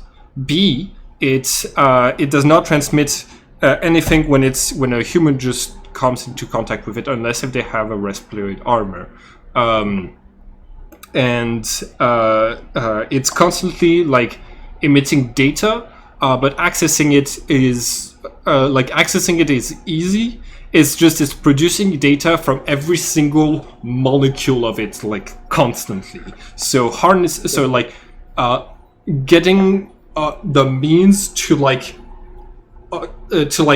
store all of this data and then translate it is just like a project, a monumental project. And another aspect that you find is that the rune does not ever go into the shadow world. Team Alpha is going to be sent, like, to do tests on it. So every now and then you're going to have like the overwhelming sensations of somebody's touching the rune somewhere during the week. And they try multiple things, but they are never able to move it outside of this reality. And also just like, do they have Repsiloid armor? Because maybe it works if you try and put it into the armor. We tried that. Yeah. We did that already. Yeah, it's overwhelming for everyone who has a Resploid armor, and B, it's also like it does not allow, like, the rune just stays in place when you move to another world. There is another thing that I would like to do in the time that we have. Yeah. I would like to go to my greenhouse, look at my plants for a bit, and I would like to start writing a book. Okay. And the draft will be called On the Possibility of Interdimensional Communities. Ooh. And I want to start with a chapter. That's the thing that I want to work on this week. Okay.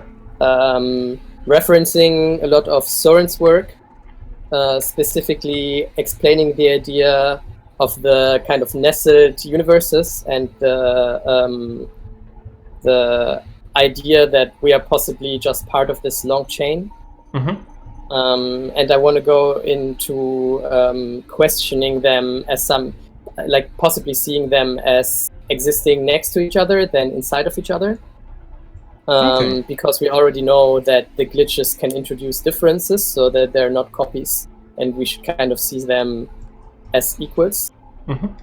And yeah, trying to find like a way to introduce that this book should be about the like ethical and cultural consequences of this like interdimensional existence. Got it. Okay. I'm gonna need you to roll for creation to get started on like writing a premise and how you're going to go about writing the whole thing. No. Okay. So yeah, it takes you a bit of time, but because of all of there is so much work going on in the greenhouse that you're really having a hard time just like clearing your mind, clearing your thoughts, and focusing on writing this. So it's just not going to happen the way that you wish it did. But after, but you do have like some of the theory to get some ideas down. Yeah, like the your main problem you think is that you haven't written things previously in that fashion. So right now it's kind of like a first draft type of kind thing. of like I'm usually like I'm familiar with translating the scientific work that Solon did, but writing more about the like philosophical side of things and cultural theories, like I have to do a lot of research on that. Yeah. Probably. All right. Theo, what is Alexander going to be doing during this week? Is this the same week he's getting healed? Yes. You don't have to spend your entire time inside of the hospital. Like mostly, you didn't get criticals, which means you don't have any penalties to all of your action. Your body just hurts all over. Fair. I guess he'll spend a lot of his time doing research on this theory that the Emperor came up with to see if there's any other claims, no matter how vague, that could support whatever this dude came up with. Okay. Go ahead and make some Cosmos check to do some research. Right. Okay. So mostly you are. So the only things you're going to get is like vague references to ancient religions of before the Empire, where some people claimed they had created the universe or their gods had created the universe, and some other people claimed to be the chosen people, the people for which the world was created, for which everything was made. All in all, you're getting few references to ancient people, but nothing current that would justify this. So you're not really like making any progress onto the whole like will the world die if you die, because that doesn't seem to be like, it doesn't seem to have been something that's been tested before. Fair enough. All right.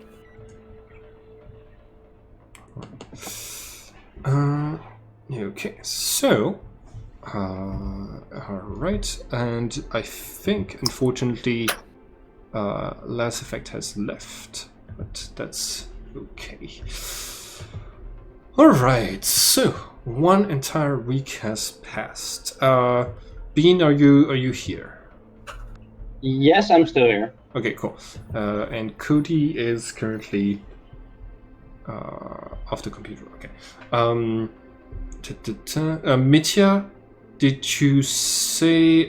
Sorry. Did you? What did you say you were doing for the week, Mitya?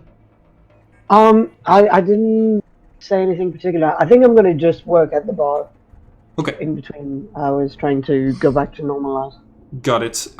The Alpha team is gonna be coming to the bar like quite a lot. You get the sense that what's his name? Not Elijah. Samuel. Samuel was their the least favorite team member. Matt seems to consider him he was a bully ever since like they started training together, but they're still like all pretty shaken by the experience. When questioned by other civilians, all of Team Alpha has to offer are very vague answers about how the missions went. You're able to overhear multiple times that they try to recount the events of what happened after they got to Sydney, and their accounts don't really line up. There seems to be like a few incongruities between what they were all perceiving during this entire time. Yeah, so that's what you were going to right. I just found another talent. Actually, I'm gonna copy paste it into Discord for reference. It's one I was looking for earlier that I couldn't find. Okay, you might be able to take it the next time you level up, if that's fine with you. Yeah. Okay, all right. And okay, so Cody is back. So, you are going to get taken back to Central Command.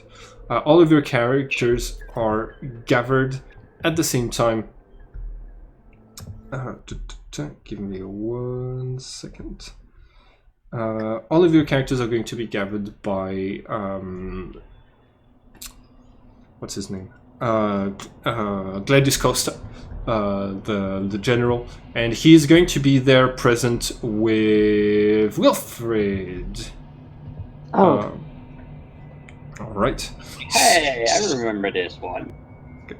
So Wilfred is present for this meeting. The general is going to start by saying, "All right, we've done as much research as we could to prepare for this mission. And first off, I believe Wilfred had a few words she wanted to say." Wilfred moves forwards and says, "All right, thank you so much, everybody, for robbing the Bank of Paris. I'm sorry we didn't find any files about me, but it's not always about me. So I looked on what you had gotten from Soren's vault, and I was told about the mission, and I realized it might be my fault that there's something going on in New York." Just 1 second. So they take out the ledger, they start to flip through it, and they're like, "Okay, here it is." Okay, so 24th February. I didn't write down the year, but okay. So I was hanging out in New York doing trying to investigate the possibility of my the different bloodlines that had gone through New York, and to see if any of them had similar DNA to mine. To no avail. 2 Quadrillas attempted to jump me, and one of them was called Metatron, the other one was called Engraver. Metatron immobilized me, and Engraver started using transformative powers on both me and the people around me, to use them as fighters and to weigh me down. I'm pretty sure I killed what's her name? Metatron. At least I shot her, and the last thing I saw of her was that she was trying to leave into the shadow, trying to disappear once again by hitting the button on her chest. Now it makes sense that it was what she was using to go to the shadow world. I didn't know back then that. I just thought they were disappearing. Okay, managed to escape, and yeah. So the next day is when the storm started to manifest. It was the day after I was there doing this that the storm started to appear all over New York, and so from what the generals told me, it's slowly but constantly expanding. So there's the Empire is trying to stop it because they think at some point it will take over the entire solar system. Great. So I'm coming with you. Wait, but do you think that you killing the Quadrilla caused this? I think something I did. There could be more that I did that I just didn't write down, but I think I caused this to happen.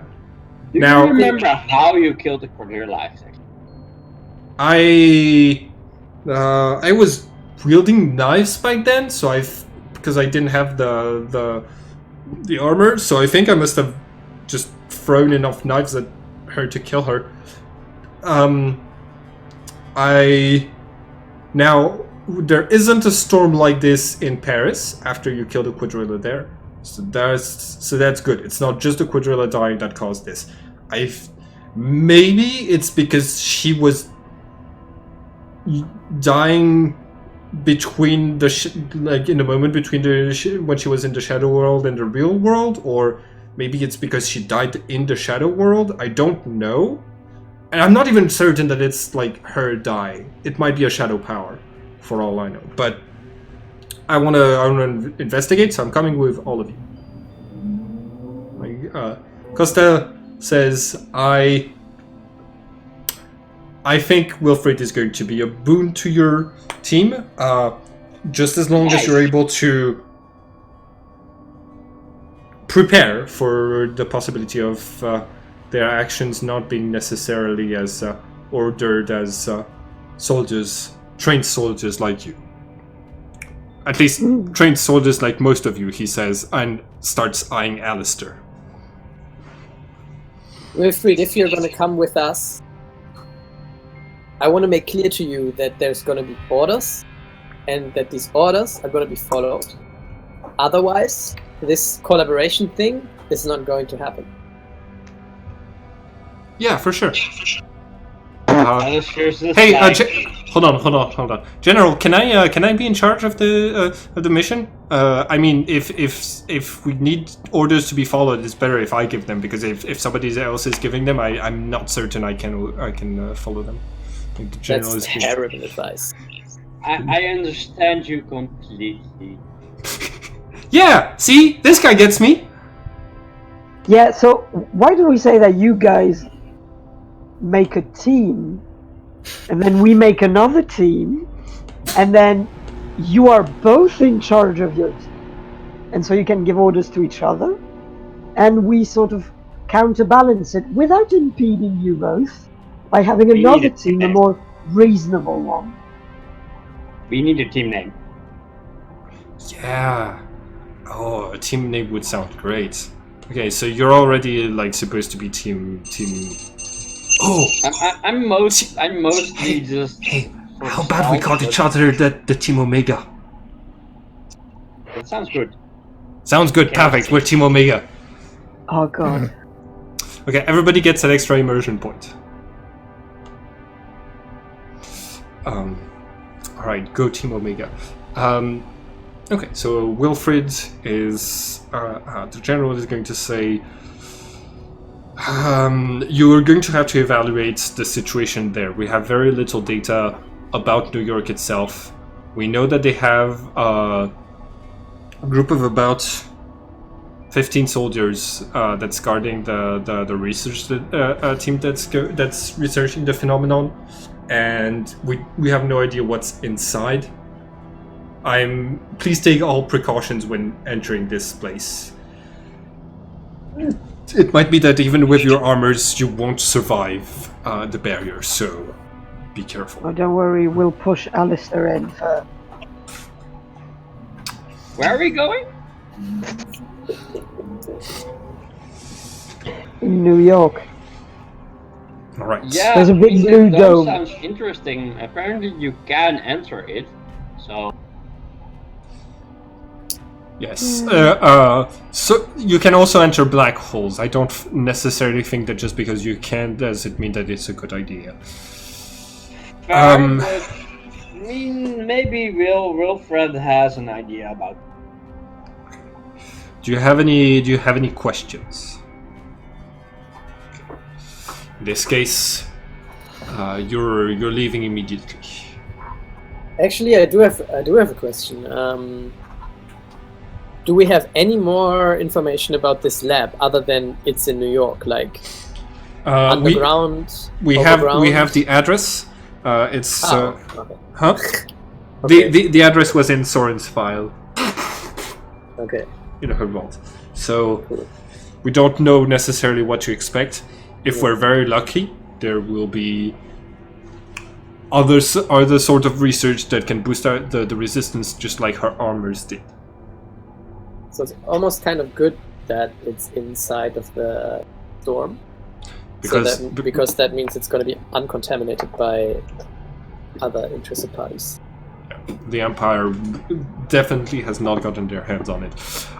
There's always the possibility that the storm is caused by the lab. Yeah.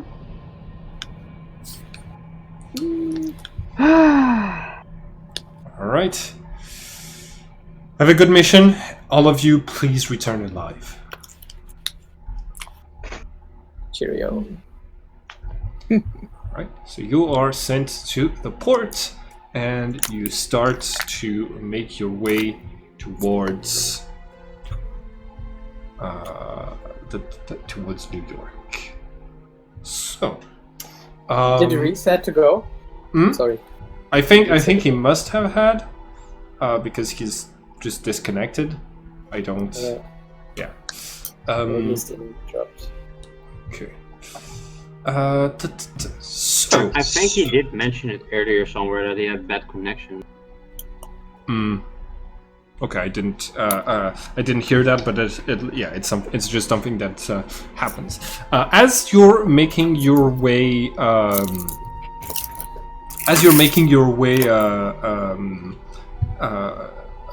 like to the port, you are going to be intercepted by Danielle Bales.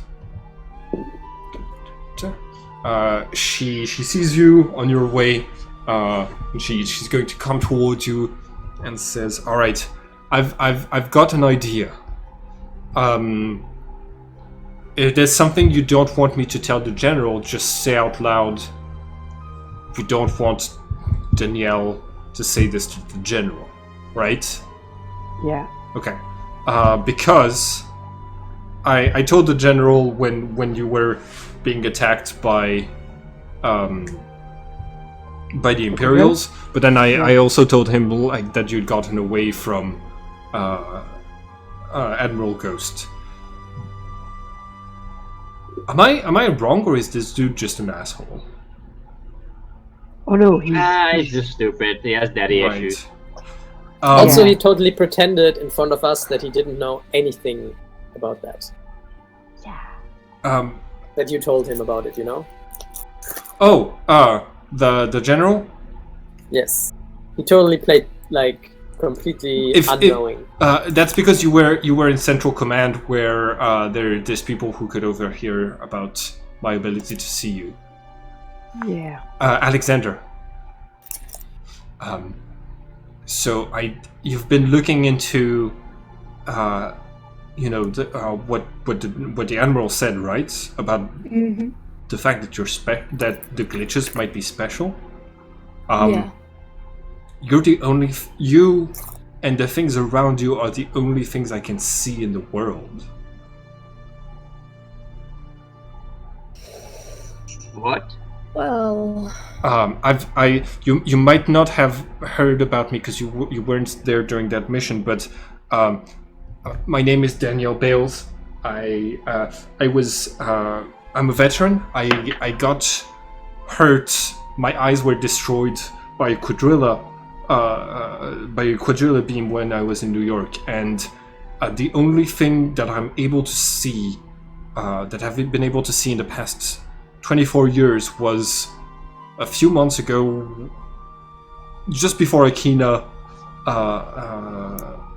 left the base, I started being able to see the five of you. Alexander, Cody, Mitya, Alistair, and Zex. And when I saw the research that you were doing, I thought maybe pointing out that I can only see the five of you might help you. I just wanted to let you know. Certainly good information. Right. Well, good luck on your mission. I'll keep an eye out for y'all. Thank you. Yeah, and let us know if something creepy is behind us. I will try. I don't have. Should I stay by a radio to in touch with you? Yeah, in fact, go to mission control maybe. Yeah. If you Get a see job us getting into a tense situation, it could be useful.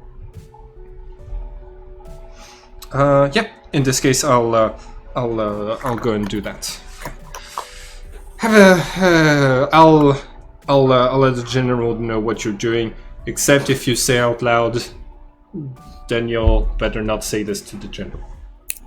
Right. Actually, Daniel, I have a question. I might have forgot if you told us already, but your connection is only to our team, right? Not to Team Alpha or any No, of the other glitches, right? I'm only able to see Team Alpha when you interact with them. And it's the same thing for Ghost, and I don't see Immortals either. Unless if they're present with you. It's just the five of you for some reason. That is very strange. It could maybe there's another person like me who's able to sense Team Alpha. It's The question that I'm asking is why are we different from any of the other groups in any way, shape, or form that's not just nomenclature of the rebellion, you know? I don't know, and I don't even think it's the name of Team Alpha either, because Akina was an official member of Team Alpha, and I only saw him when he was in your presence. Damn. It's really complicated. Okay. We'll keep it in mind. Thanks for You're welcome. stopping by. I'm glad I can help. So Wilfred is just like, I wouldn't worry about it if I were you. Yeah, that's precisely why we're going to worry about it. Because you wouldn't. Let's go. Everybody thinks they're special because there's some, one specific thing that makes them stand out from everybody else in some way or some or other. But that just happens to everybody at some point in their lives. Dude, that's coming from you? Yeah, I'm not okay. I'm not special. I know there's like 5 other immortals or something. Okay, you got us. You're the epitome of normalcy. You can put that on your resume. Well, I'm sorry. I've just been trying to hold off on adding things to the resume. After a few hundred years, it's gotten a bit too long. Yeah, and people reading it would be bummed out. They do. Yeah, I know. I read your stuff. It's genuinely talentful but disheartening. Thank and you. You can put that on your resume too. Okay. Right. Well, if I have other qualities, and if we get into a fight with some assholes, I'll be able to demonstrate those qualities. And I look forward to proving to you that I'm not just a sad writer. I take a note in my notepad while mumbling very loudly. Okay. Good at attacking asshole. I'm writing out your resume. So far, I've got 3 nice facts to put in the last section. Can we just go? Alright. So, do you want to do anything on your way to New York? Can we do some research on the general, like, state of the rest of the city? Maybe? You have okay, so you have the resources that the Resistance has, which is the plans of back when they used to occupy New York. So you've got a map of New York as it used to be, like 24 years ago. But like, do we know if there's like the city is still occupied? Right, it's not a ghost city. It is occupied only by the team who is keeping track of, like, you know, like the phenomenon, the blue storm. Okay.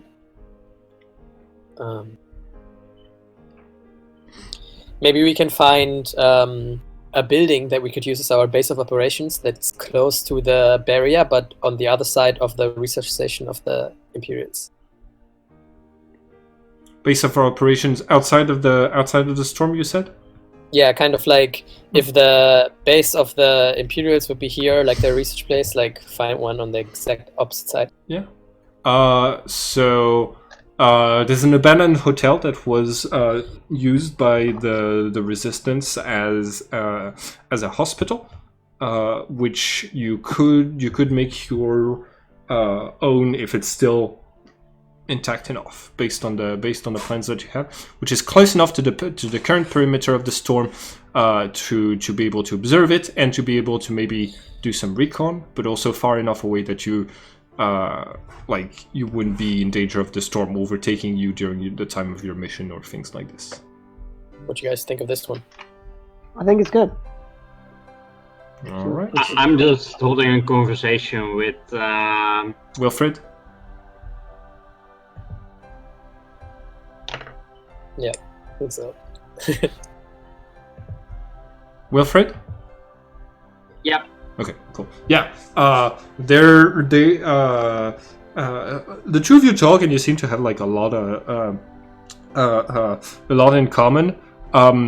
You both have very short attention spans and very chaotic ideas. So, like within an hour of you two being on the Subzeris together, Wilfred has already 3 ideas for pranks to pull on the people of the Subzeris.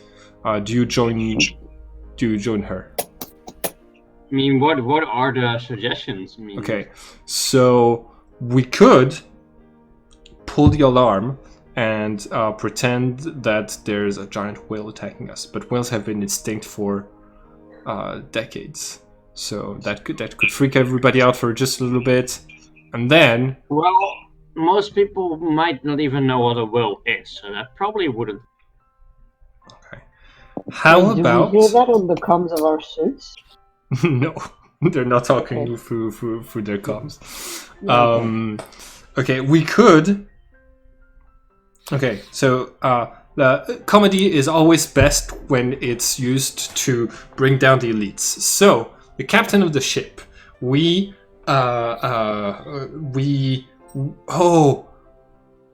okay, so we go out. We go to a room adjacent to her quarters, right? And then we go into the shadow world, and we're in the water while the Subzeris is moving past us. And then we come back, and we're in her room, right? So we sneak into her room through the shadow world, and then we mess up her room. Like we just spray water on her bed and something like that, right? What do you think? Oh, I already tried something like that. I don't even need to move into the shadow world to get into her room and out this, so that's a little bit boring. Right. Well, I've always wanted to try to see if the respirator armors are good at like handling huge amounts of pressure from being so deep underwater. So I'm gonna go ahead and do that. I'll see you in a minute. And like Wilfred just heads off towards the captain's quarters. Have fun. See you later.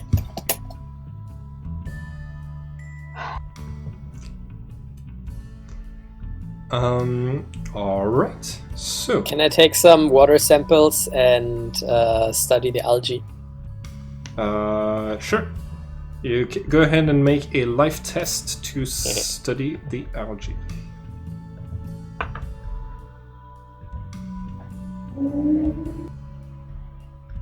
Nice. What are you trying to? What sort of information are you trying to obtain? I just want to compare it to what I know about the algae in this part of the waters. Like I imagine I don't know what this large water stream is called. And I want to see if there's like any like differences throughout the time when the measurement was taken and now, to see how the environment is developing. I don't know. So, Just sort of curiosity. strangely enough, the closer you get to New York, the more the amounts of bacteria in the water that have survived the apocalyptic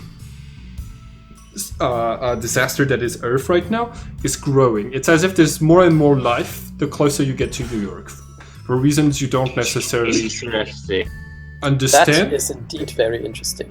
Yeah, it seems like you don't think it can be related to the presence of the resistance there decades ago, because they weren't necessarily doing anything to make the ecosystem recover, and if they were, it wasn't necessarily aimed at microbial life.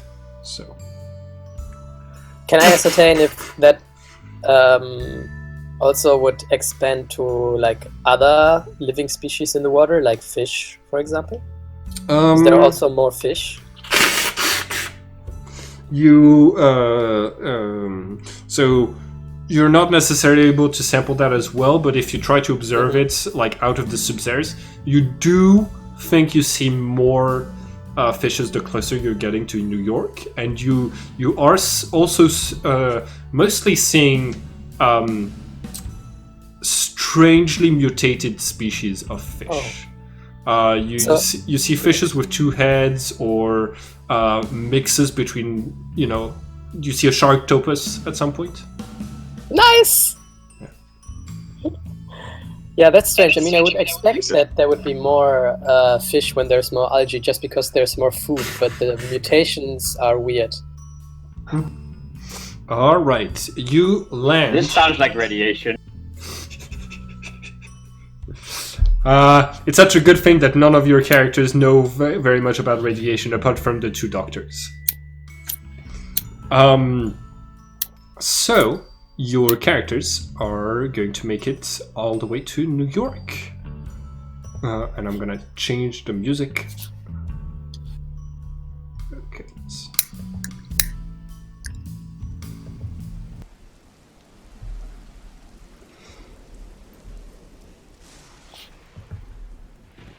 Are you playing the music on Discord or on Roll? It's on Roll20, and it's mostly sounds of rain right now. So, you dock in the city in which you were born. Above head, dark clouds are swirling around this strange dome of blue lightning that's covering and illuminating the center of New York.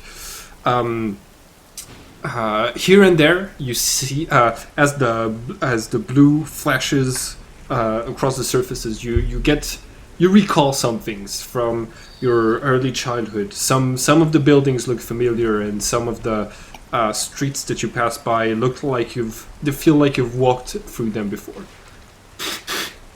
The rising water levels have made a lot of the city flooded, as high up as your torso, and making your way through the city is not an easy task, but you are able to make it all the way to the elevated area upon which stands the hospital that you have elected as your base. It is still standing. It is unoccupied, it is also very wet and full of mold everywhere, meaning that your respirated armors just do not let you take off your helmet while you're inside of the of this space to protect you from said mold. There's still a little bit of equipment from the time that the resistance spent here, and you've made it all of this way without encountering a single human life. You have seen multiple fishes roaming the streets. You have seen some birds flying around. None of them getting too close to the blue storm, but overall it's pretty quiet. So, how do you set up your base of equipment?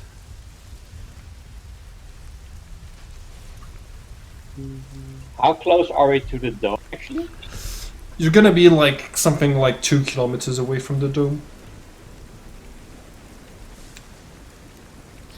What's the diameter of the dome right now? You're gonna have to.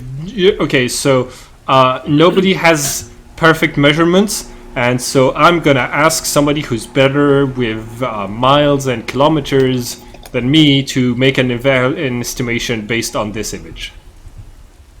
Oh yeah. How high are towers? Huh?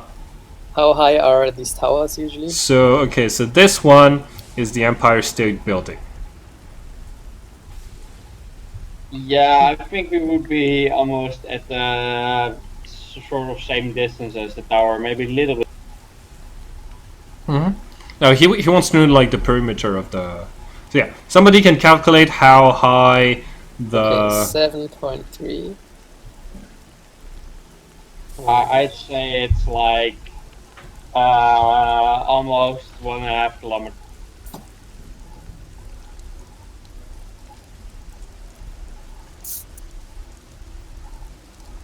Maybe 2.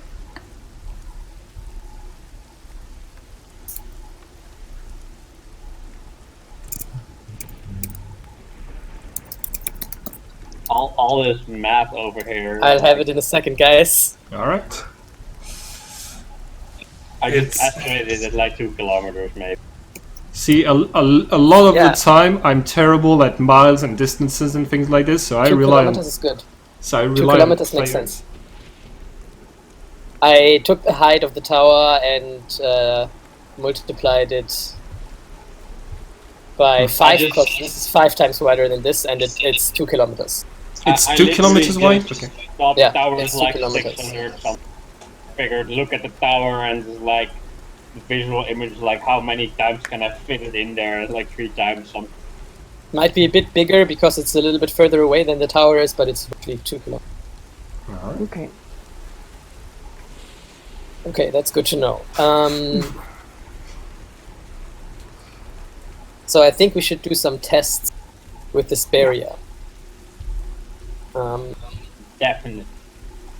Can we, is it possible to, maybe we should find like a toy car that you can control and like just try to drive through and back and like just have this as an experiment. Already know that any kind of comms doesn't work. I would suggest just holding something on my rope or something and just chucking it in. Something on the road sounds fine. Is there rats in the building? Yes, there is Like flash. a bird or I'm something gonna else. try and catch a rat. What? I'm gonna try and catch a rat.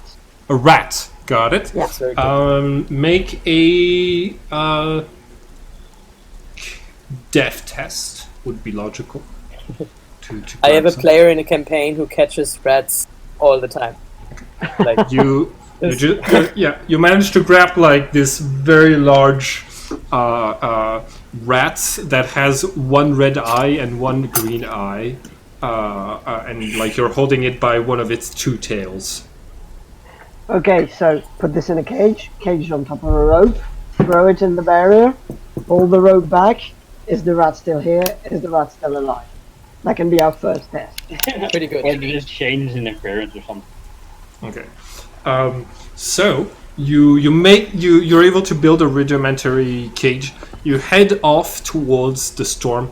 The closer you're getting to it, like the more wind there is just blowing around the buildings. And there's also like arcs of blue electricity just coming from inside of the barrier itself. They just strike the buildings around you, and they're slowly like destroying everything. So just stepping closer and closer to it is dangerous. Which is why like. And all of the water that's the rising sea levels is being blown away by the winds. Wilfred is going to say, "Hey, what if we went through the railway system instead of the very very windy surface?" That's a very smart idea. Yeah. All right. That's a good idea. Follow me. I think I Oh, no, that's not the station I remember, but it's there's a station right there. if Oh. there's actually electricity being produced by this, would an open space or a closed one be more dangerous? I'm mostly worried about the wind blowing all of us away. The closer we get to it. Actually, Yeah. going down brought me an idea. Am I currently in a space where I can see the whole dome? Yeah, you can see most of the dome, Yeah. but there are still a few buildings in front of you that obscure like your. Okay, so question. Yes. Would it be possible to ascertain if the angle that's hitting the Earth Mhm. is exactly 90 degrees? Asking, like, with the trying to figure out how high the center of the circle is. Mm, If it's maybe in a tower or maybe underneath. If expecting Yeah. that the circle is nice, like- nice. um, All right. Go ahead and make a oh. Cosmos roll with a +10 because that's some very good roleplay and some very good thoughts. I'm gonna refresh Roll20 real quick. Yeah, I do not see you. Okay. You are able to estimate that the center of the storm is at ground level. You're also, thanks to map, able to ascertain that the center of the storm is not Soren's lab, but rather the plaza that Wilfried described having fought the quadrillas in. okay, cool. Good to know. Let's head through the tunnels.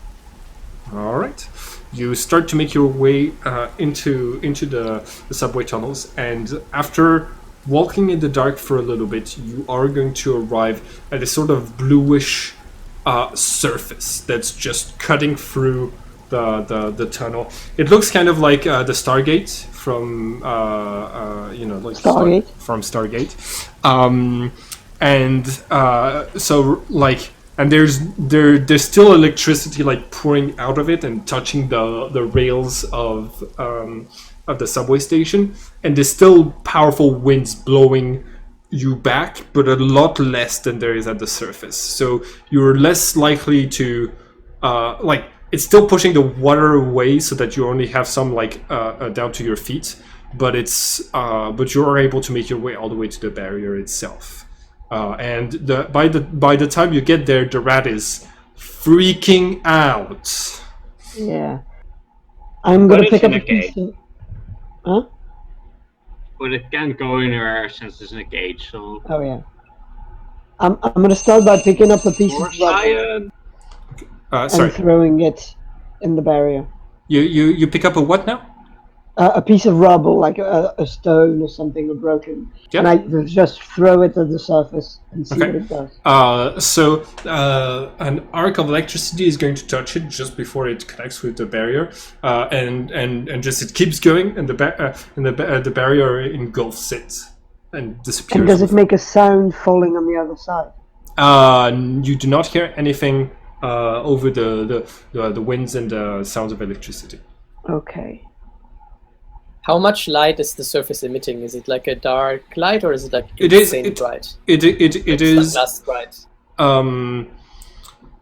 It is Okay, so imagine that you're standing in front of a very large TV screen that's just on the color blue, and that's the amount of light that you're getting from this thing. Okay. It's a very generic answer, but also it's when they inevitably adapt the story of this game into a TV show, it will be very easy for the people making that scene to be like, okay, giant blue screen, got it. Giant blue screens. I'm sitting here with my blue lamp, like, ooh. I just have a lot of LED lights. I just also put them as background, so it doesn't. Okay, do we throw the rat into the barrier? Let's go. All right, Go. you Sorry, So rat. fucking wrong. you start to prepare the rat, and you throw it in. You Yeah, hear but a like in a way that won't break the cage. okay, got it. I'm more than likely I'm gonna just shove it in. Okay. Okay. You shove it in. You hear a scream of terror just before it stops, and when you pull the rope back, the rope is just cut perfectly into a burnt spot where the cage has where it's touched the wall. Total annihilation is possible. Yeah. Okay. So Wilfried is just getting closer and closer to it, and it's saying fascinating. And they reach out their hand, and the breastplate armor is just popping up to protect them. But so are their claws, which is the main weapon. They have like Wolverine claws coming out of their hand, and as it materializes, she pulls back, and the claws are intact. I take out my sword Yeah. and I throw it through Okay. the barrier. You throw it through the barrier, and it's. Do you call it back to you? Yeah. Okay, it slivers back out of the barrier and back to your armor and reforms into your hand. Do we also hear a sound? Do we the other want side? to try and take a do not look hear at the the sound. thing in the shadow world? Okay, you move into the shadow world, and it's the same. The scene is exactly the same. The barrier is exactly at the same point, and yeah. I think we may be able to go in. Because what happened to the rat just seems a bit like ontological shock. I'm going to try and Yes. stick my hand in with my armor on as well. Okay. Just a dip, just a dip. You stick your fingers in. You don't feel any pain. You're able to put your entire hand in it and pull it back, and it's intact. There are Okay, arcs so- of electricity that touch your armor while you're putting your hand in there, but it doesn't hurt. Does it do anything with the armor? Does my armor seem to react to it at all? No. In fact, when you're touching it, your armor that relays all physical sensations does not even register that there's a barrier there. Okay, I'm just gonna walk in and out. Okay. You walk in. You arrive on the other side of the tunnel. It's empty and lit up by the same blue light. There doesn't seem to be anything much different apart from one aspect.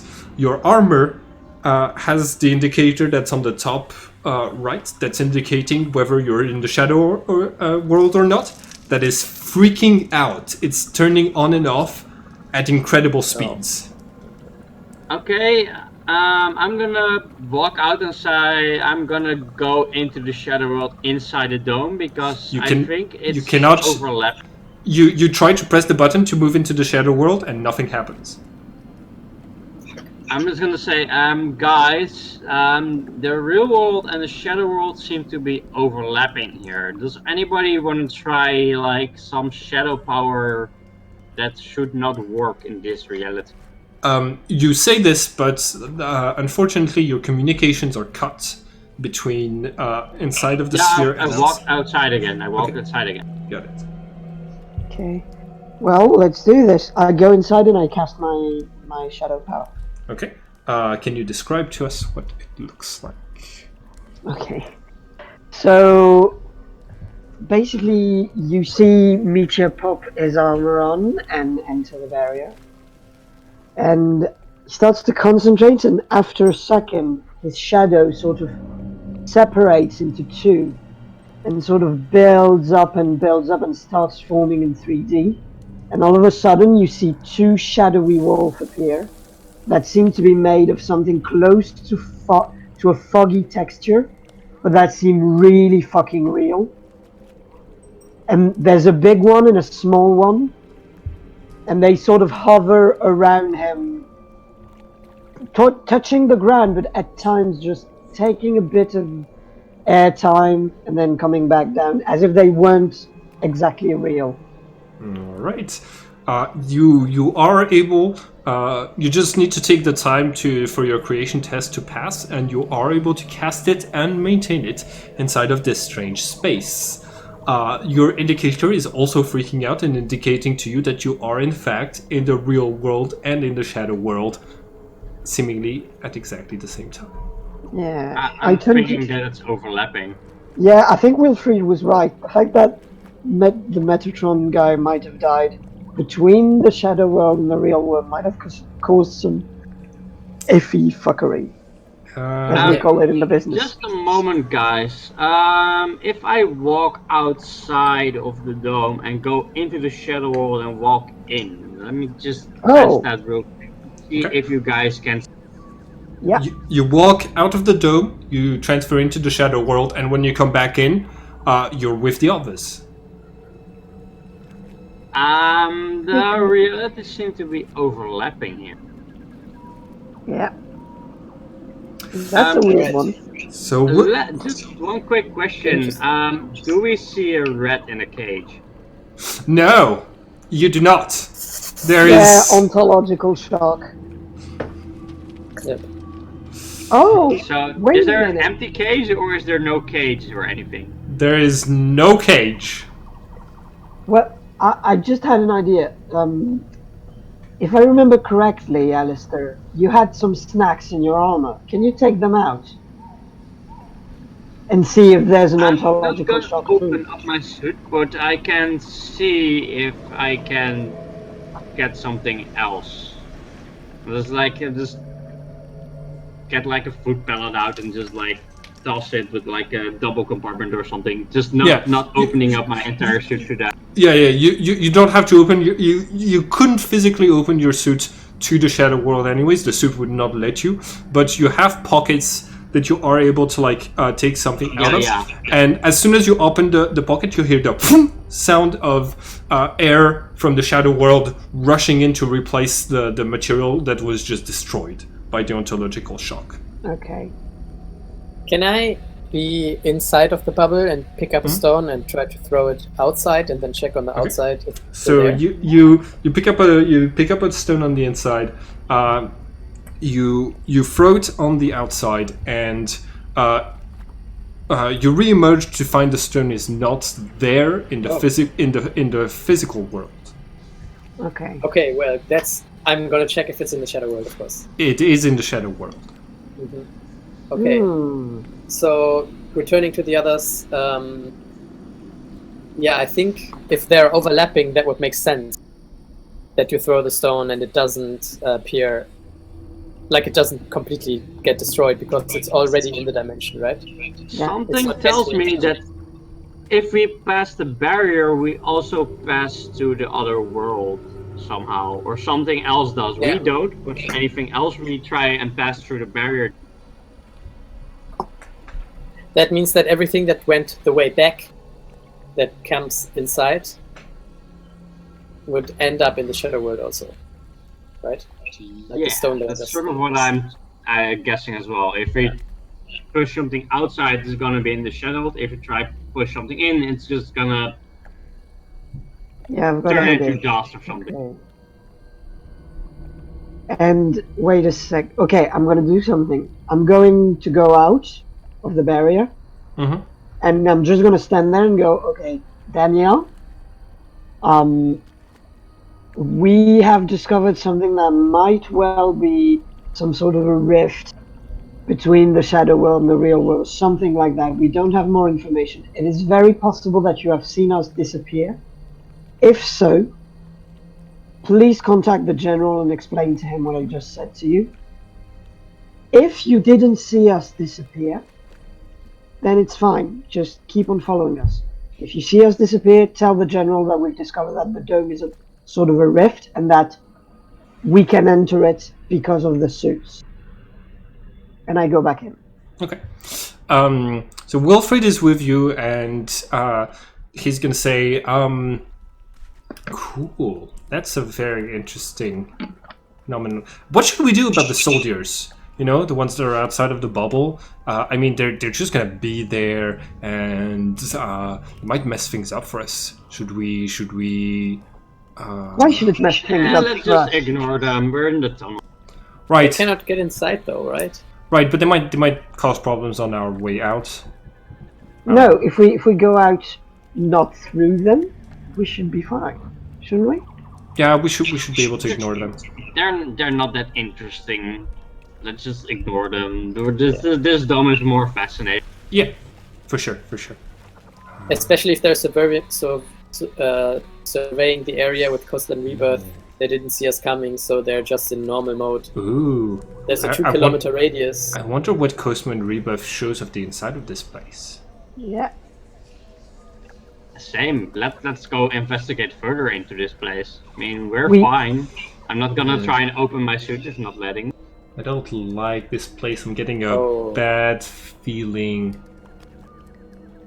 Okay, so we threw the stone back outside and it came back outside in the Shadow World, so... Yeah. Is it fair to assume that it's more likely that they're seeing the Shadow World in Coastline Rebirth, and that would mean that they see us when we're inside and they're looking for us? I've got no fucking idea. Do we want to check out what's at the center of this place inside the dome? I mean, we're fine. We can actually exit, unlike all the other people so far. I just say let's just have a look around the dome and maybe go to that address we were looking for as well. Yeah. I mean, nobody else seems to be able to enter without their absolute armor, so. Yeah. And that's definitely also a job for you, because we should be very careful with the center of the area, because that's probably where the surveying is definitely going to happen. Yeah. Probably not in this tunnel, you know, but... Wilfred, let's go. Team Omega. Woo! All right, Team Omega on the move. Wait. Just shouldn't we prioritize the fact of going to the lab first? And You're then going to the the lab. center? We're going to the lab. Okay, nice. And me and Wilfred are basically going to the center, I guess. Oh no! Let's not do that. Oh god. Okay, let's No. not split up. It's a party. Okay, We're fine. all together, Let's and if we investigate split the the party, labs it's less first. fun.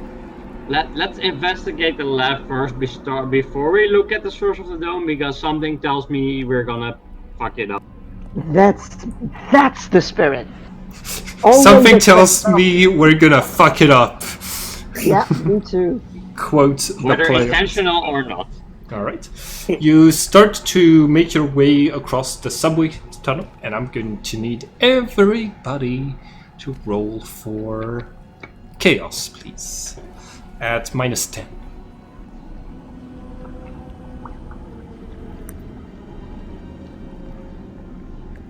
Oh, nice. Ooh. Okay.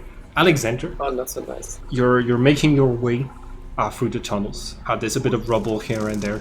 You're going to notice something. There's this blinking light. It's pretty well concealed. That's coming from like above. When you look at it closer, you can tell that it's connected to a camera. And following the wires, you follow your gaze, and you're able to see that there's lights in the tunnel moving off of the distance. They're being turned off one after the other.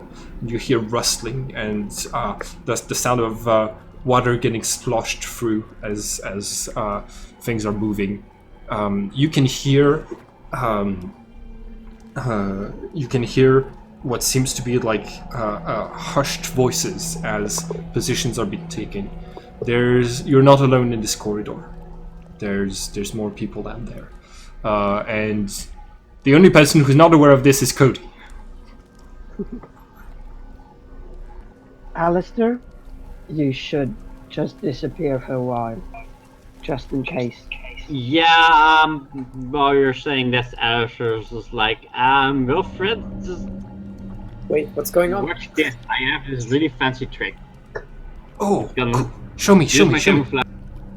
Okay. Oh wow. Do I roll void on that, or Yes. like do I You- do with my plus 50? Go ahead and roll for void, and Oh, Still make it with plus 50. okay, with the plus 50 you make it good. And Wilfred is going to spot you. Oh, that's nice. I can barely see you. Yeah, I mean, go Wilfred. You're like, I'm just gonna high five Wilfred. So crazy. I tell Cody, okay, don't panic. We're not alone. Can you see those lights in the distance? They were all shut down before Cody. Oh came. shit. Okay, so No. we're not alone. They were lights in the distance. Okay, I'll Okay. post it into walls. Right. So, Alistair, you're now stealthed.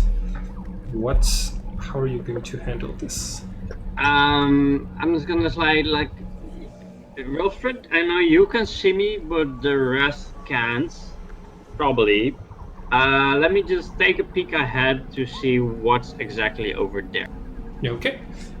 You start to move over there, and you're going to you're making your way, and you're going to pass by like a couple of like soldiers that have old carabines. They're all wearing very raggedy clothes, shoddy equipment. Like none of them seem to be in good health at all. They're all like skin and bones, but they are acting like soldiers. They are well trained. They are moving with an intent, and you can see that like they're basically trying to like secure the perimeter in which you all are standing right now, and there's a lot of like apprehension and confusion with them right now. They're like, what the fuck is going on? And you I'm gonna need you to roll for Cosmos for me, please. They're fucking resistance, I'm sure. See, yeah, I'm saying like Wilfred. Do you know you can? Through the comms, like I see people. Yeah. You rolled 100. Wow. They are they're Imperials for sure. You do not recognize any of their faces. They're all Imperials. Get. Okay. Guys, I'm I gonna think look. they are resistance. I'm pretty fucking sure. Should Like, we I'm out not gonna ourselves? say that these guys look suspicious and sort of old school, but Wilfred, what was your previous experience here? Like, Alistair doesn't trust it, what he sees anyway, so he's just gonna stare at them like, how many are there? 2 or?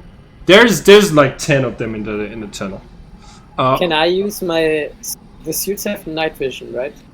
Not if you haven't taken the upgrade. night vision. Okay.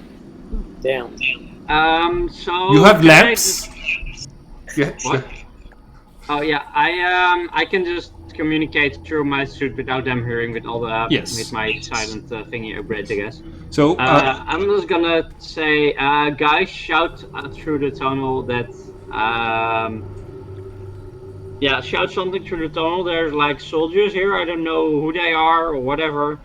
They're pretty old school and they don't look very healthy. So How many of them? there's like 10 of them, but I'm not entirely sure if they're exactly hostile because they just look really confused. Wilfred is going to say the following. So the last time I was here, this whole place was, they changed it back to an imperial prison, to what it was before Finlandfinger destroy the thing, and they were just keeping like prisoners from all over the solar system in here. If so, after the blue storm hit, those things might have changed. It might not be a prison anymore. Yeah, I'm just gonna say to comes like, at ease, we're just here looking at what the fuck is going on in this place. We have no business with whatever. Just like, just tell them we're friends somehow. I don't know. Okay. I don't care how you do it. I'm just Yeah. gonna continue on the tunnel. They haven't seen me yet. I'll see you guys somewhere. Got it. So you communicate with radio, and you can see one of the operators who's like further down in the tunnel, just like stands up and moves towards the group. He's going to tap one of them on the shoulder and says, "Hey, they communicated with the radio. They're saying they don't really care about us. They're just here to explore stuff." You see the person who was being talked to is like going to stand up and say, "Who are you? Show yourselves!" And in that moment, you recognize this person. He might have an eye less than when you saw him earlier today, and he might have a leg sewn off, but it still is your general. Gladius Costa. And that's where we're going to end for today. Parallel worlds, different versions of this to break. All right. Can you guys see the lamp, by the way? I mean, I have so many LED lights. I'm just having the time of my life. Yeah, I could see you playing with those like the entire time. Anyways, Yeah, Please like, continue, it's great. this is always this entertainment. I mean, half the time during quarantine, like, I have these group calls and people just like, yeah, they just need to talk and have some fun. And just like, everybody has these gray and white backgrounds, and it's like, nah, I'm not gonna do that. I had a ton of fun. I tried to convince you as much as I could that the Empire might not be the worst people. And by the way, the books are always prepared for the idea that some of the players might decide to join the Empire and like leave the Resistance. So that's always an option. Of course, it's more of an option with me because the books basically said it was an option, but didn't really prepare for that to be the case in any way. I also really liked all of y'all's roleplay. I'm starting to feel like the characters are really people and things like this. And I am proud of you for being able to separate your meta knowledge of, yes, the world of Sens exists for the glitches, because that's why we're playing with the rest of reality, with the rest of what you're experiencing. But yeah, it's a pleasure as always. I hope you've had as much fun as I've had, and I'll see you all next week. Yeah, sure. It was really nice. I'm pretty. Hi everyone, and thank you for watching this video. If you want to keep up with all of the adventures on this channel, don't forget to subscribe and click the bell button so you can get a notification each time we upload the next episode of this story. And it would be very nice of you to like and share the video to help this channel grow. Have a nice day everyone.